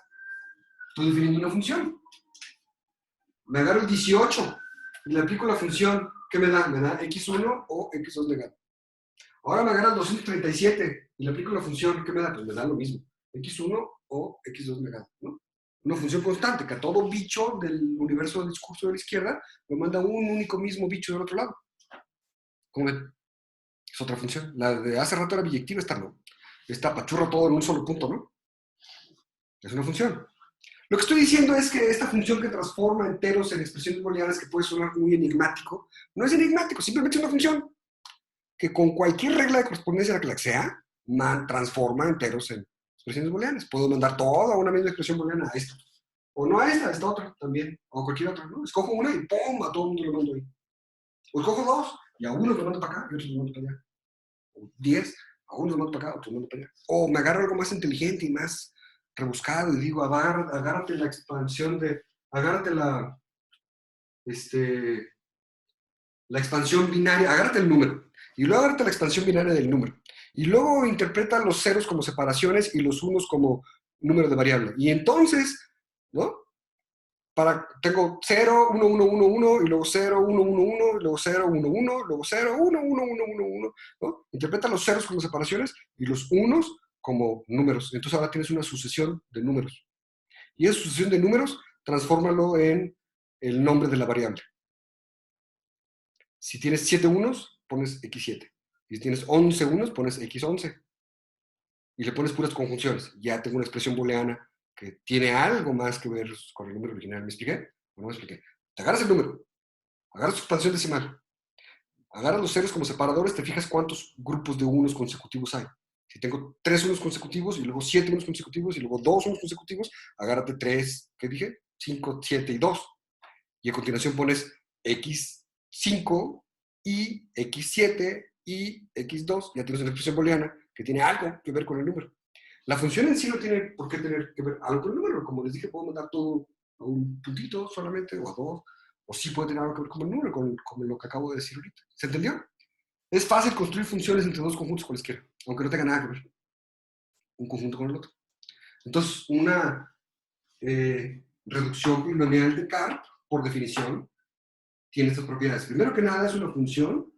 Acuérdense que un problema un problema en realidad es un universo de discurso y vamos a llamarle S1. Universo de discurso 1, S1, es el conjunto en donde la respuesta es sí para el primer problema. Y esto vendría a ser un universo de discurso también, 2, problema 2, universo de discurso 2, conjunto donde la respuesta es sí, número 2. Son pares ordenados, ¿no? Entonces, primero que nada tiene que ser una función que mande el universo en el universo. No necesariamente de manera inyectiva, no necesariamente de manera sobreyectiva, no necesariamente de manera biyectiva, nomás una función. Número 1. Número 2. Tiene que ser computable. F es computable. Si no es computable, no. ¿Por qué? Porque queremos una transformación que pueda hacer con la computadora, ¿no? Si no puedo hacer la transformación con la computadora, pues no me sirve. Estamos hablando de algoritmos. Quiero comparar algoritmos que resuelven esto con algoritmos que resuelven esto. Y quiero transformar los problemas en otros. Y lo quiero transformar algorítmicamente. Entonces la función tiene que ser computable, algorítmica. Pero no solamente algorítmica. Si nos interesa la polinomialidad contra la no polinomialidad, pues nos interesa además no solamente que sea computable, sino que además sea computable en tiempo polinomial.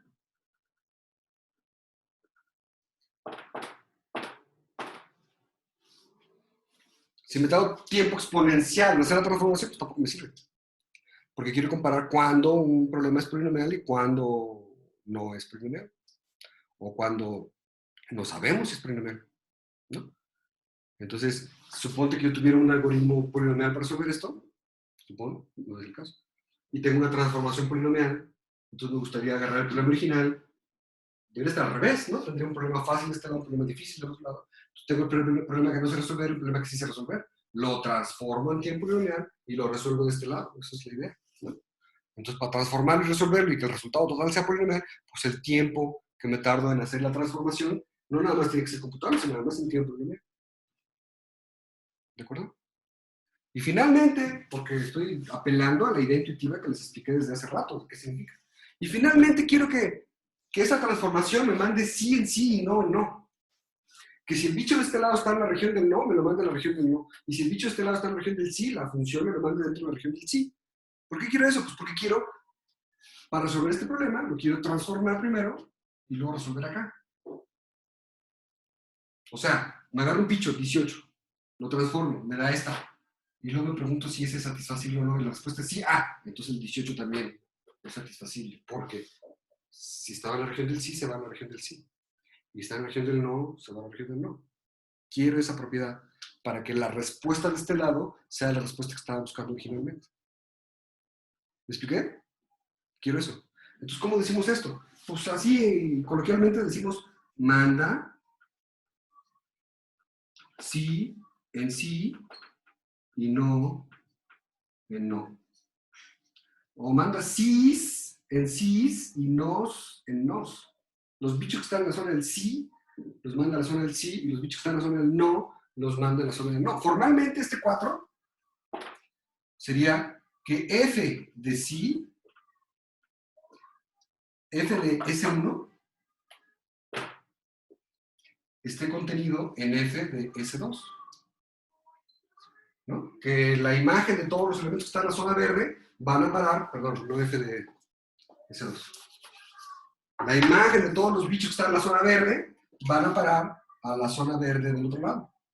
Pero no solamente, también que f de no esté contenido en el no.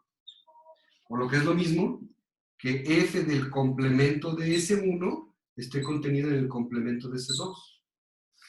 Porque no, ¿quién es el no? El no, pues es el complemento, ¿no? Bueno, pues eso. Entonces déjenme ponerlo así. Informalmente es que manda sí en sí, si no, en no. Formalmente es que la imagen de S1 va a dar a S2 y la imagen del complemento de S1 va a dar al complemento de S2. Todo lo que está en la zona del sí va a la zona del sí y todo lo que está en la zona del no va a la zona del no.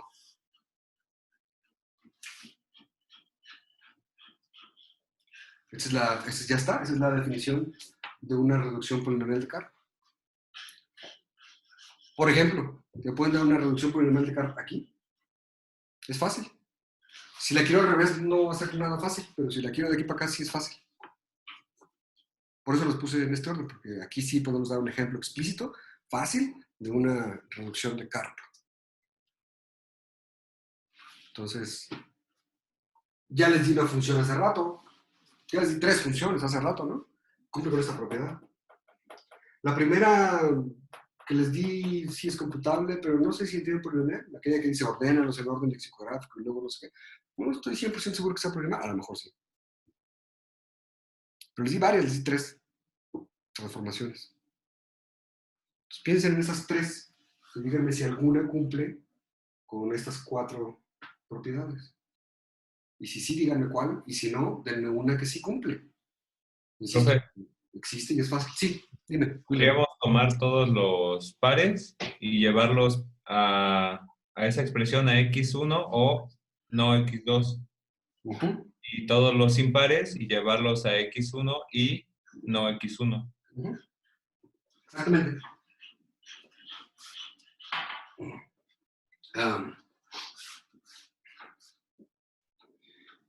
Voy a definirlo aquí, tal y como lo dijo William, ¿verdad?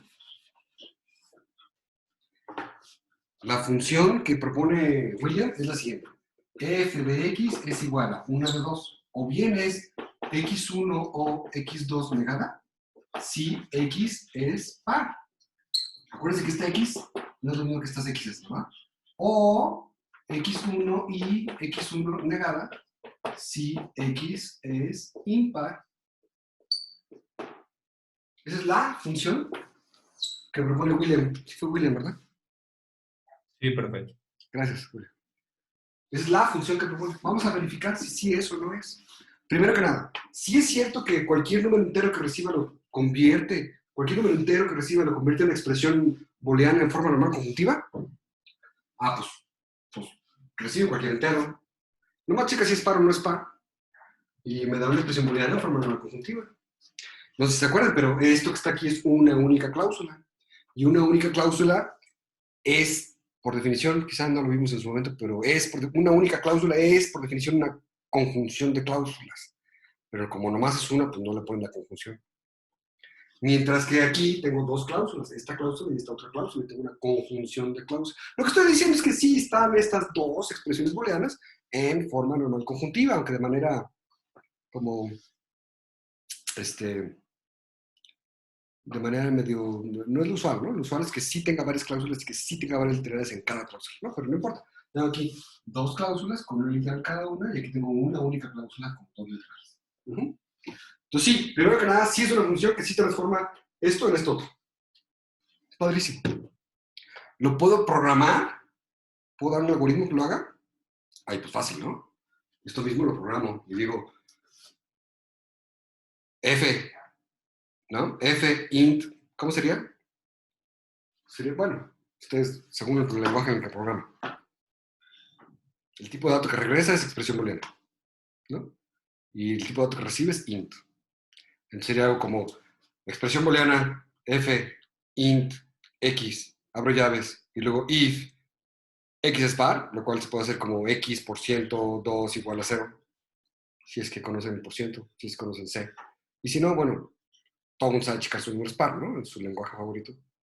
Divides entre 2, truncas y multiplicas por 2 y ves este dio el origen, como sea, como quiera que quieran verificarlo, ¿no? If x es par, return esto, que es una expresión booleana. O una cadena, si prefieren. Else, return esto otro. Cierran ya, se acabó la función. Claro que es computable, ¿verdad? Entonces, ¿es función que transforma esto en esto? Sí. ¿Es computable? Sí. ¿Será que lo puedo hacer en tiempo polinomial? Mano. Checar si un número es par o no es de tiempo constante. Y regresar esta expresión booleana a esta otra es de tiempo constante, es una cadena. Construirla y todo lo que haga falta, como es finita y siempre es la misma, es de tiempo constante. O sea, el tiempo es una función no solamente polinomial, sino de tiempo constante, pero en particular sí es polinomial. Y por supuesto que así lo pensó William originalmente. Todos estos que están en la zona del sí, los que son pares, son enviados a este que está en la zona del sí, a este único que está en la zona del sí, mientras que todos estos que están en la zona del no son enviados a este único que está en la zona del no. O sea que sí, también manda sí en sí y no en no. A saber, todo lo que está en esta región del sí lo manda a este único elemento que está en la región del sí. Y todo lo que está fuera de la región del no lo manda a este único elemento que está en la región del no. ¿Verdad? Entonces ahí está, esta es la primera transformación polinomial de Carr que ustedes conocen. La primera, a veces digo reducción, a veces digo transformación, lo mismo. La primera reducción de Carr que ustedes conocen. Ya está, cumple con todas las propiedades. Es una reducción de Carr. ¿Sale? ¿Y esto qué? Ah, bueno, pues les recuerdo. Si este problema lo supiera yo resolver, acuérdense que es un problema P2. En particular es este, pero cualquier problema, P2. Si este problema lo supiera yo resolver en tiempo polinomial, entonces, dada la reducción de Carr, también podría resolver este problema en tiempo polinomial. ¿Por qué? Me agarro mi bicho original que quiero saber si cumple con la propiedad o no. La propiedad del problema Pi1, que es pertenecer al conjunto del sí. Que en este caso es la paridad, pero podría ser cualquier problema. Me agarro un bicho aquí que quiero saber si está o no está en el conjunto del sí. Lo transformo a este otro problema y luego aplico en tiempo polinomial. Y luego también en tiempo polinomial decido si este bicho está en el conjunto del sí o en el conjunto del no. Como mi transformación manda sí en sí, no en no, si la respuesta acá es sí, la respuesta al problema original era sí, y si la respuesta acá es no, la respuesta al problema original es no. Entonces, siempre que tengo una transformación, reducción de Carr de un problema a otro, y el segundo lo puedo resolver en tiempo polinomial, entonces el primero también lo puedo resolver en tiempo polinomial. Ese es el meollo del asunto. Este es todo el meollo de este asunto. ¿Qué pasa si tengo una transformación de ida y una transformación de vuelta? Ah, con que pueda resolver alguno de los dos de manera polinomial y el otro también. Esos que sean equivalentes polinomialmente, de lo que hemos hablado varias veces. Hemos dicho, este es equivalente polinomialmente a este otro, ¿no? Entonces, quiere decir que tengo una transformación de ida y una transformación de vuelta. Si puedo resolver un problema, polinomialmente también el otro y viceversa. Esos que sean equivalentes polinomialmente, según la equivalencia de Carr. ¿Ok? Ahora, así como está, uno dice, mano, el problema de la paridad es requete fácil. Y el problema de salto es requete difícil. ¿Para qué querría yo hacer una transformación para acá para resolverlo acá? Si el problema de la pared es requete fácil, mejor lo resuelvo y ya. ¿Para qué lo ando transformando? Claro, porque es un problema fácil. Y lo hice deliberadamente así, porque por ser este problema fácil y este problema difícil, esta transformación existe y es muy fácil de encontrar. ¿Qué pasa si en lugar de esta transformación quiero esta otra transformación? Descartes.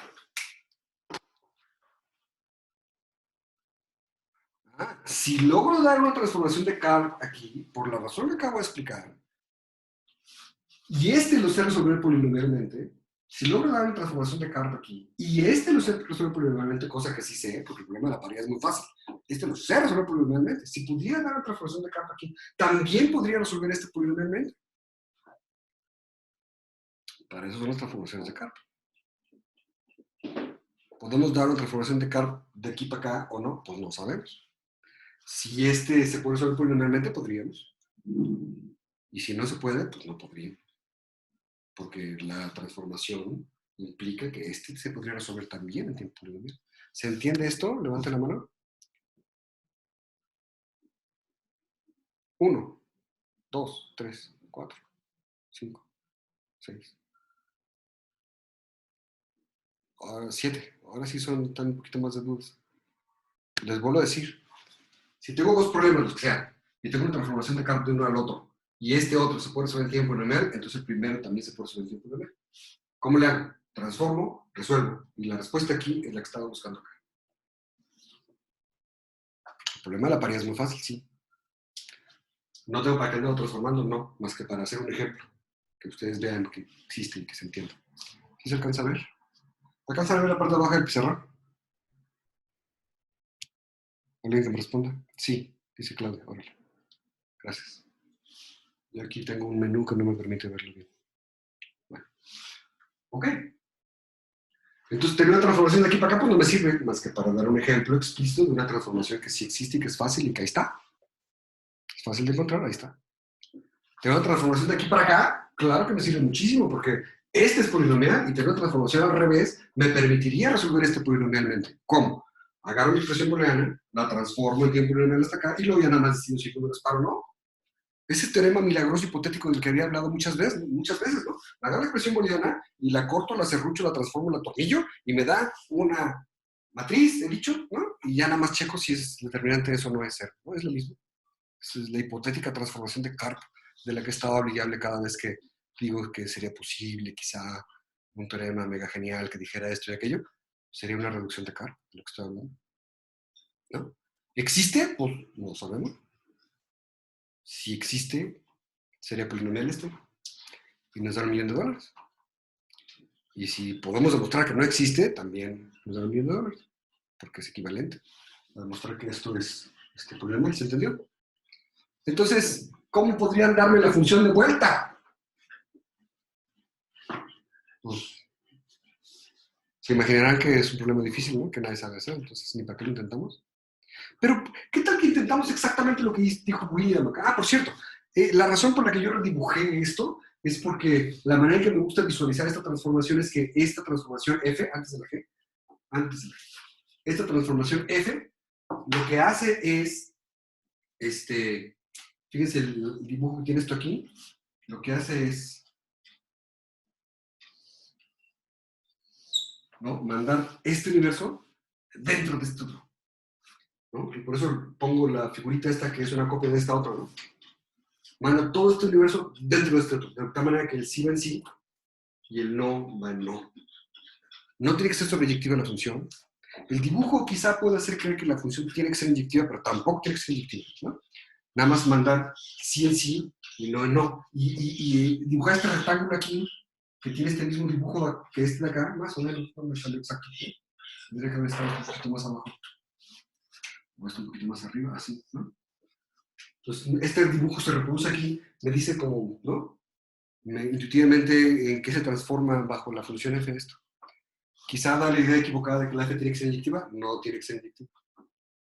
La función que nos dio William no es inyectiva, no es sobreyectiva y es una reducción de Descartes.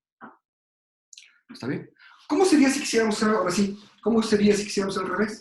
Si quisiéramos dar esta g. ¿Por qué no hacemos la misma idea que de William? Me agarro, ¿no? Para la transformación, me agarro expresiones booleanas, ¿no? Y si la expresión booleana, fíjense que aquí básicamente estoy resolviendo el problema de este lado, ¿no? Primero resuelvo el problema y luego digo a dónde mandar.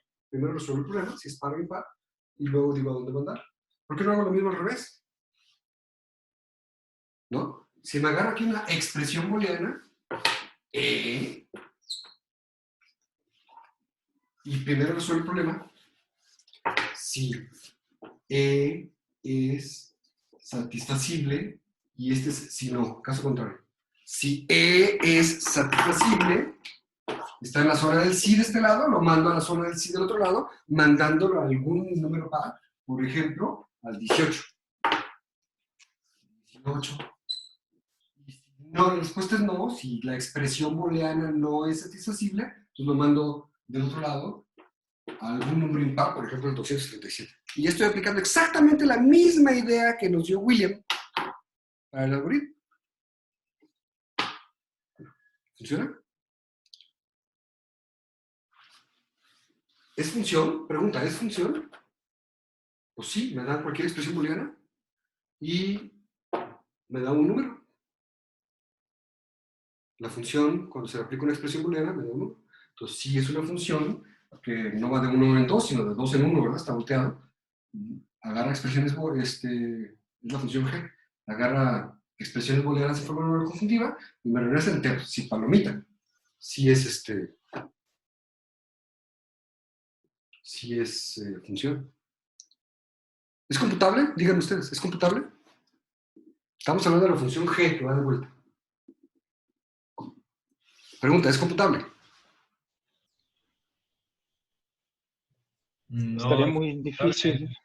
porque primero tendríamos que determinar si es satisfacible o no.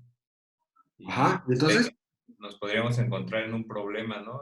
Digo, como ya había dicho, no es tan fácil ver si es satisfacible o no por el tiempo de ejecución, ¿no? Se puede volver exponencial.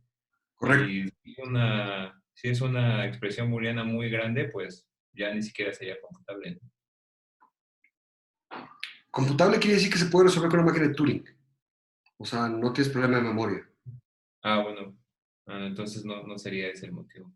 La pregunta es, estás diciendo que el tiempo que nos puede tardar es demasiado, puede ser exponencial. Bueno, pues eso está en el punto 3, ¿no? A lo mejor ese no es el que me va a cumplir, pero la pregunta que estoy haciendo en este momento es si esta función es computable. Si puedo dar un algoritmo que efectivamente la calcule. Y la respuesta es sí, claro que es computable. Ya les di yo varias veces, un algoritmo que decide si una expresión booleana es satisfacible o no. Hagan su tabla de verdad y chequen si en alguna columna aparece un verdadero. En alguna columna en algún renglón de la columna del phi, ¿no? De la expresión booleana, chequen si, de hecho era phi, ¿verdad? El símbolo que estábamos usando para expresión booleana. Entonces sería phi. Le puse E porque era de expresión booleana, pero phi hemos estado usando. Pues agárrense la expresión phi, hagan su tabla de valores de verdad y en la columna del phi van a tener verdadero, verdadero, falso, falso, falso, verdadero. Si hay algún verdadero en esa columna, pues quiere decir que sí es satisfacible y si no, pues no, ese es un algoritmo. ¿Tarda mucho tiempo? Sí. ¿Es exponencial? Sí. ¿Pero es un algoritmo? Sí. Entonces es computable. Si es función, sí es computable. ¿Cierto? Polinomialmente. Pues este algoritmo que les di, no. Este algoritmo que les di es exponencial. Pero a lo mejor hay otra manera de decidir esta cuestión que sea polinomial.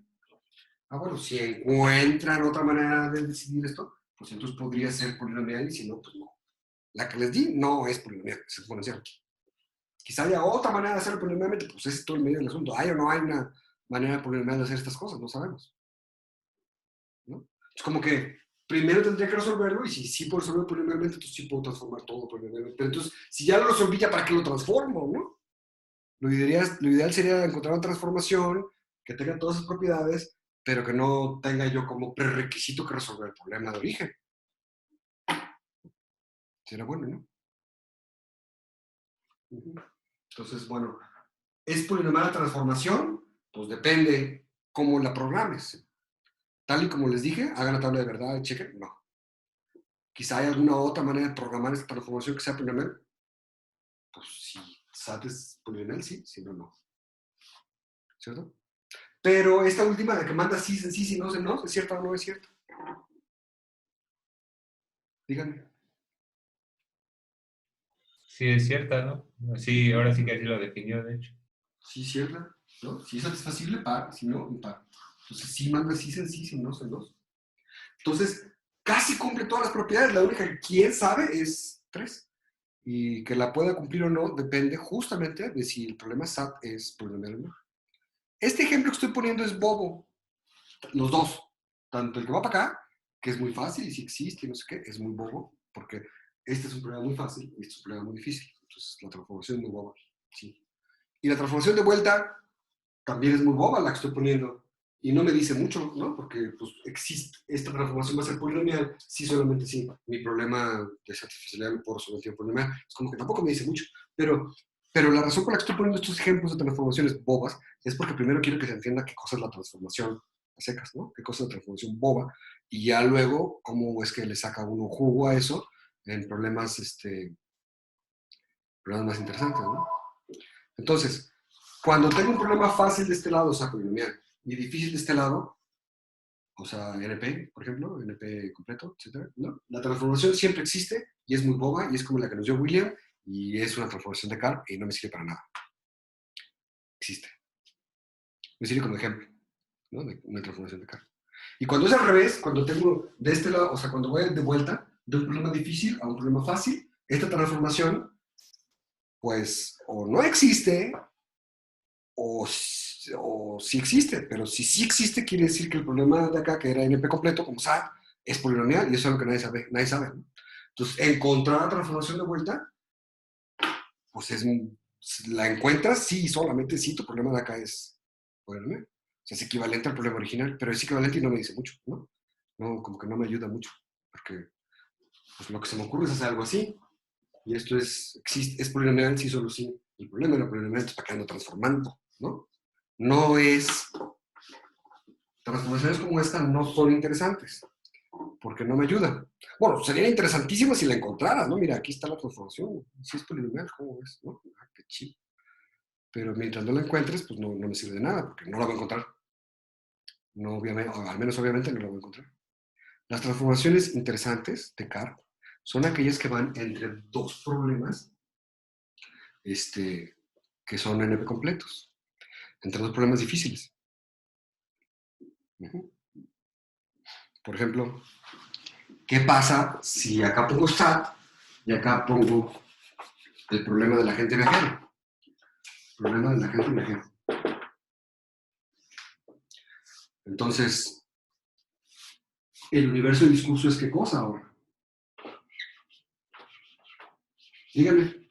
Mi problema es el problema del agente viajero. ¿Cuál es el universo de discurso? El problema del agente viajero es un problema de decisión, ¿verdad? Pues consta de un mapa de la ciudad, con una lista de destinos que hay que recorrer y una cantidad de kilómetros que no hay que rebasar, ¿no? Entonces, el universo de discurso consta de tuplas que constan de un mapa de una ciudad, un conjunto de destinos que hay que recorrer, una longitud que no hay que rebasar. Tal es que, tarara, ¿no? Tal es que este es un mapa, este es un conjunto de destinos y esta es una longitud que no hay que rebasar. Este es mi nuevo universo de discurso. De este lado tengo expresiones booleanas, de este lado tengo ternas. Cada terna consta de un mapa de una ciudad, un conjunto de destinos que hay que recorrer y una longitud que no hay que rebasar. En kilómetros, por ejemplo. ¿Y ahora qué? ¿Existen o no existen estas transformaciones? ¿Y qué significa eso? Bueno, si existe una transformación de uno para el otro, quiere decir que, si existe una transformación de aquí para acá, quiere decir que si pudiera resolver este en tiempo polinomial, también podría resolver este en tiempo polinomial. Si existe una transformación de vuelta, quiere decir que si pudiera resolver este en tiempo polinomial, también podría resolver este en tiempo polinomial. Si existe una transformación de ida y vuelta, quiere decir que si puedo resolver uno en tiempo polinomial, puedo resolver el otro y viceversa. Que esos dos problemas, que no sé si son polinomiales o no, son polinomialmente equivalentes. Si resuelvo uno polinomialmente, resuelvo el otro polinomialmente. ¿Se entendió? ¿Mm?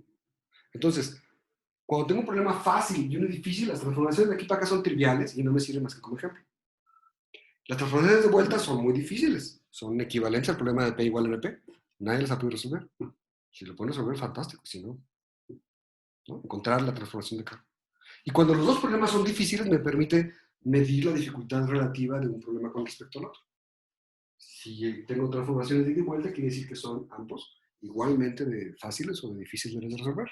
Módulo un polinomio. Si puedo resolver uno polinomialmente, puedo resolver el otro polinomialmente. Entonces me da una clase de equivalencia de problemas difíciles, como SAT. Es un problema difícil que tiene un montón de problemas equivalentes a él, que son todos estos de los que son polinomialmente equivalentes a SAT. Entonces me permite decir, pues sigo sin saber si SAT es polinomial o no. Sigo sin saber si el problema del agente viajero es polinomial o no. Y sigo sin saber si miles y miles de problemas interesantes de la vida real son polinomiales o no. Y los quiero resolver y quiero saber. Pero por lo menos ya sé que todos ellos son equivalentes entre sí. Ya no son infinitas incógnitas.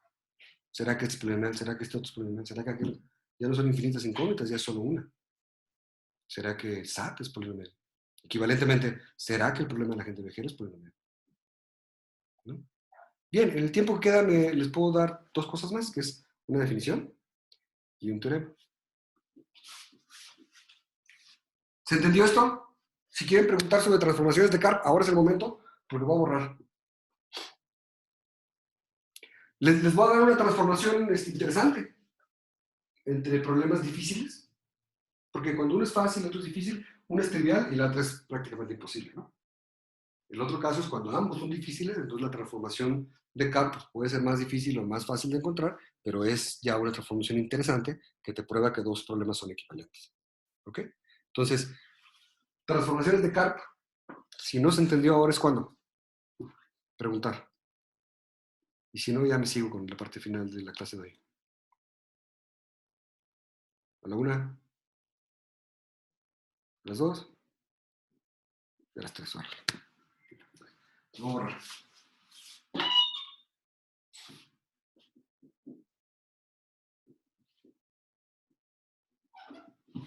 Ya no estamos, ¿no?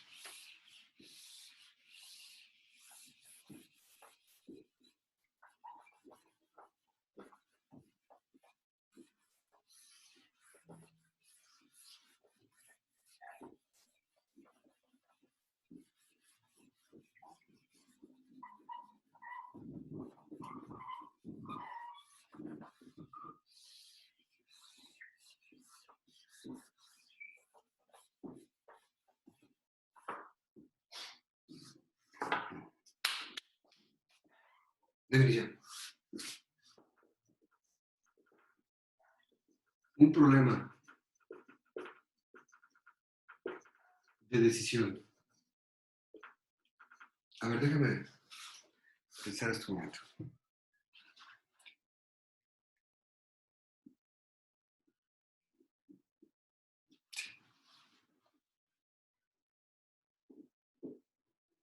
No, déjame escribirlo así. Un problema pi es NP completo si no es afirmación, sino es condicional, si cumple las siguientes propiedades. Por fin vamos a definir qué cosa es NP completo. Un problema pi es NP completo si cumple las siguientes propiedades. 0. Pi es un problema de decisión. ¿Qué significa que un problema sea de decisión? Que la respuesta es o bien sí o bien no. El problema de sumar dos números no es un problema de decisión, porque la respuesta es un número y no un booleano. El problema de decidir si un número es igual al cuadrado del otro, es decir, es un problema de decisión, la respuesta es sí o no. Entonces, número uno, de que sea de decisión. Número cero. Número uno, que pi esté en NP. ¿Qué quiere decir esto? Que es un problema que se puede resolver en tiempo polinomial utilizando una máquina de Turing no determinista. Es la definición de NP. No es que sea no polinomial, ¿verdad? Sino que es no determinísticamente polinomial. Que se puede resolver en tiempo polinomial en una máquina de Turing no determinista. Y número 2, que para cualquier otro problema pi' que esté en NP, tenemos que pi' se reduce con una transformación de K, lo vamos a escribir así, a pi. Esto que está aquí se reduce con una reducción de K. Existe una reducción de K de este problema a este otro, para cualquier otro problema que está en NP. El diagrama de Venn sería así. Tengo mi universo, los problemas de decisión, tengo mi conjunto que está en NP, tengo aquí el conjunto NP completo, tengo aquí el conjunto polinomial, y si yo tengo un problema que está aquí en NP completo, por definición, eso quiere decir cualquier problema que está aquí se reduce con una reducción de K para acá. Y si me agarro otro problema también se reduce con una reducción de K para acá. Y si me agarro un problema polinomial también se reduce con una reducción de K para acá. Y si me agarro aquí el problema de la satisfactibilidad, también se reduce con una reducción de K para acá. Pero como estos dos están en NPC, entonces hay una reducción de ida y una reducción de vuelta, ¿no? Lo que dice es, un problema está en NPC, si para cualquier problema que está en NP hay una reducción de K para acá, y para acá, y para acá, y para acá. Wow, es como mucho, ¿no? Encontramos ya vimos dos ejemplos de reducciones de K, una que es trivial y la otra que es prácticamente imposible, que no sabemos si existe o no, pero ahora resulta que tengo que tener infinitas reducciones de K para que un problema sea NP completo. Está cañón, ¿no? ¿Cómo le hacemos para, si nos costó trabajo encontrar una y la otra no la encontramos, nos parece como casi imposible? Ahora tengo que encontrar infinitas reducciones de K, ¿cómo voy a hacer eso? ¿No? Pues sí, sería en efecto algo muy difícil de probar. Sería muy difícil, es muy difícil de probar que un problema es NP completo. Si no fuera por Cook. Si no fuera por Stephen Cook. Porque Stephen Cook lo que probó es que existe un problema que es NP completo, que es SAT. Lo que Stephen Cook probó es que esta definición se cumple para un problema que es SAT. Cualquier problema que está en NP se puede transformar y reducir con una reducción, o se lo hizo con reducciones de Cook, que son más generales y más complicadas que las de Karp. Y al año siguiente lo hizo Karp con esta simplificación. Vamos a hacer de cuenta que eso no pasó y que desde el principio eran transformaciones de Karp, son más fáciles, ¿no? Entonces lo que hizo Cook es demostrar que era una transformación de Cook, de cualquier problema en NP para acá, pero pensemos en las transformaciones de Karp, ¿no? Entonces, para cualquiera de los infinitos problemas que hay en NP hay una reducción a SAT. ¿Cómo harían eso? Por definición, algo está en NP, sí, existe una máquina de Turing que lo puede resolver en tiempo polinomial, una máquina de Turing no determinista que lo puede resolver en tiempo polinomial, ¿no? Y sabiendo solamente eso acerca del problema, ¿cómo le haces para hacer una reducción a SAT? Puede ser un problema de matrices, puede ser un problema de mapas, puede ser un problema de gráficas, puede ser un problema de números enteros, pues un problema. Los problemas son como muy heterogéneos. ¿Cómo le haces tú para encontrar una manera? Porque claramente no puedes dar las reducciones una por una, porque son infinitas. Entonces tienen que encontrar una manera canónica de construir las reducciones siempre. Y lo único que sabes es que hay una máquina de Turing no determinista que lo resuelve. ¿Cómo hace la reducción? Pues ahí la genialidad de Cook. Lo hizo. Y a partir de ahí todo se simplificó, porque si de aquí tú encuentras una reducción a otro problema, por ejemplo el problema del agente viajero, ya está, por el teorema de Cook, todo Cristo, no sé por qué estoy usando esa expresión, todo mundo se reduce a este, y por tu reducción que sí encontraste, este cuate se reduce a este otro. Entonces, por transitividad, todo el mundo se reduce a tu problema. O sea, la parte difícil la hizo Cook. Todo mundo en NP se reduce a SAT. Ah, qué chido. Y si tú quieres mostrar que otro problema es NP completo, ya nada más tienes que hacer esta reducción de aquí para una reducción de aquí para acá.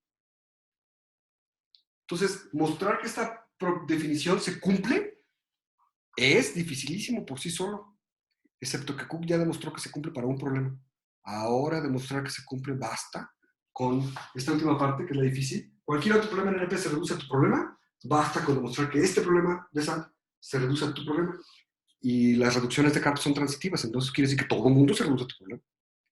Entonces, antes de CARP es algo que básicamente no se podía, esta definición era inútil, nadie sabía cómo probar alguna cosa así. Llega CARP, prueba eso, y a partir de CARP ya es bien fácil probar eso, porque nada más tienes que dar una reducción en lugar de infinitas reducciones. Es una cosa espectacular lo que hizo Cook, es una cosa espectacular. Es uno de los grandes logros del intelecto de la humanidad. ¿Cómo lo hizo? Les digo que una vez en un curso di la prueba completa en 3 o 4 semanas. No es tan difícil en retrospectiva. Si a veces en los cursos llego a dar una como panorámica de cada idea. Ya no todos los detalles, porque eso sí es muy latoso, pero una panorámica sí no es tan difícil, pensándolo bien. Bueno, fue genial, ¿no? En su momento. Pero una vez que ya está hecho algo, siempre es más fácil, ¿no? Que cuando no está hecho y nadie sabe cómo. El teorema de Cook, entonces, esto es la definición de ser NP completo. Y el teorema de Cook dice lo siguiente: el teorema de Cook, Stephen Cook, 1971, parteaguas en la historia de la humanidad, SAT es NP completo.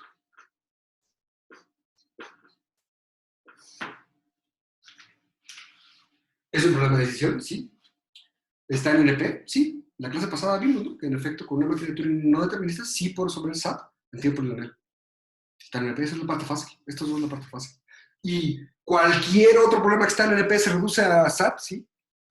Y eso lo demostró Cook. 1971. Partaguas en la historia de la humanidad. Entonces, todos los problemas que están en NPC por definición son equivalentes. Porque NPC es un subconjunto de NP. Entonces, cualquier problema que esté aquí en NPC admite reducciones desde todos, en particular desde los que están en NPC. Cualquiera de los problemas que están en NPC tiene una reducción de cualquiera que esté en NP.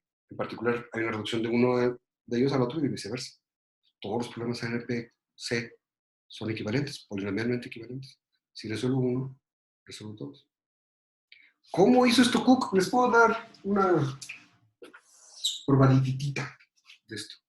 Lo único, si tú tienes un problema que está en NP, lo único que sabes de él es que existe una máquina de Turing no determinista que lo resuelve en tiempo polinomial. ¿Se vale que supongas que tienes la máquina en la mano? ¿Se vale que supongas que el problema se puede codificar como una cadena, como una cadena de símbolos en la cinta de esa máquina de Turing, ¿no? Si no, ¿cómo lo va a resolver la máquina de Turing? Entonces, ¿se vale que supongas que se puede codificar en la cinta? Arbitrariamente, ¿no? De alguna manera. De alguna manera que no te interesa, no tienes que saber cómo está codificado. Pero tienes una máquina de Turing no determinista que lo resuelve en tiempo polinomial y se vale que tengas el polinomio. Que sepas cuál es el polinomio de tiempo en el que lo resuelve. Pues hay un polinomio, ¿no? Pues tómalo, agárralo, haz de cuenta que lo conoces. No sabes cuál es, pero sabes que es un S, hipotético. ANX a la n más AN menos 1, X a la n menos 1, etc. Ahí está un polinomio. Entonces lo que tienes de entrada es una máquina de Turing no determinista y un polinomio. Y la hipótesis de que esa máquina de Turing resuelve en tiempo acotado por ese polinomio el problema que te interesa. Y a partir de eso agarra y serrucha, recorta, atornilla, y te produce una expresión booleana. De tal manera que la expresión booleana es satisfacible si y solamente si la máquina de Turing original para. O si solo si la máquina de Turing original para y responde que sí. ¿Cómo hace esto? Pues básicamente utiliza las expresiones booleanas para describir los estados de la máquina de Turing. Hay una expresión, hay una variable booleana que significa lo que está en la primera casilla es un 0 al tiempo 0. O hay otra variable booleana que dice lo que está en la primera casilla es un 1 al tiempo 0. Hay otra que dice lo que está en la casilla 0 es un 0 al tiempo 1. Ya no al tiempo 0, sino al tiempo 1. Y hay otra que dice lo mismo, pero al tiempo 2. Entonces tienes una variable por cada situación posible de cada una de las casillas en cada tiempo. Son infinitas casillas, ¿cómo le haces? Pero el tiempo de ejecución está acotado por el polinomio, ¿no? Si el número total de casillas que se pueden usar es máximo, ese polinomio. Entonces tienes un número finito de casillas a considerar gracias a que el tiempo de ejecución está acotado por el polinomio. Si el número total de casillas está acotado, el tiempo está acotado por ese polinomio. Entonces tienes ese mismo polinomio al cuadrado, te describe todas las casillas en cada instante posible del tiempo de ejecución de esta cosa. Tienes otras variables que dicen, la máquina de Turing está en el estado 345 al tiempo 15. Para cada uno de los estados tienes una variable que dice la máquina de Turing está en este estado, en este tiempo, para cada uno de los tiempos posibles. Los tiempos están acotados por el polinomio que tienes. Entonces todos tienes un montón de variables booleanas, cada una con su propio significado. Y la expresión booleana correspondiente es la que dice, estamos en el tiempo cero. Y la variable, el estado de la máquina de Turing es Q0. Y la cabeza de lectura y escritura está en la primera casilla. Y el contenido de la cinta es este y este, el contenido inicial de la cinta. Y cada vez que tengo una configuración de estas, la transición al tiempo t+1 está dada por las reglas de transición de la máquina de Turing. Esto es una mega expresión booleana gigantesca, que es polinomialmente más grande que el problema original, que se puede encontrar en tiempo polinomial y que es satisfacible exactamente cuando la máquina de Turing hace exactamente todos sus movimientos y al mero final, esa es parte final de la expresión booleana, y al mero final terminas en un estado de aceptación. Eso es lo que hizo Cook. Una cosa monumental. Bueno, pues aquí paramos. Mañana vamos a probar algunos teoremas de esto y ahí vamos a ver algunas consecuencias de esto y con eso se va a acabar. Mañana, la próxima clase. Y con eso se va a acabar el curso. Así que nos vemos la próxima. Que esté muy bien. Profesor, disculpe, una pregunta rápida relacionada con la tarea. Ajá. ¿Cuál va a ser el tiempo para entregar la tarea o las instrucciones? El próximo lunes se entregan la segunda tarea. Ok. Ok, muchas gracias. De nada. Quedamos en la clase anterior, quedamos ayer. Pero les voy a escribir las condiciones de entrega en Facebook o en algún lado para que las tengan. ¿Alguna otra pregunta o cosa? Por mi parte, ninguna. Gracias. Sale, que les va muy bien. Nos vemos la próxima clase y última. Hasta luego, profe. Gracias. Bye, bye. Gracias. Hasta luego, profesor. Gracias. Nos vemos, como siempre, un gusto. Manuel. Bye.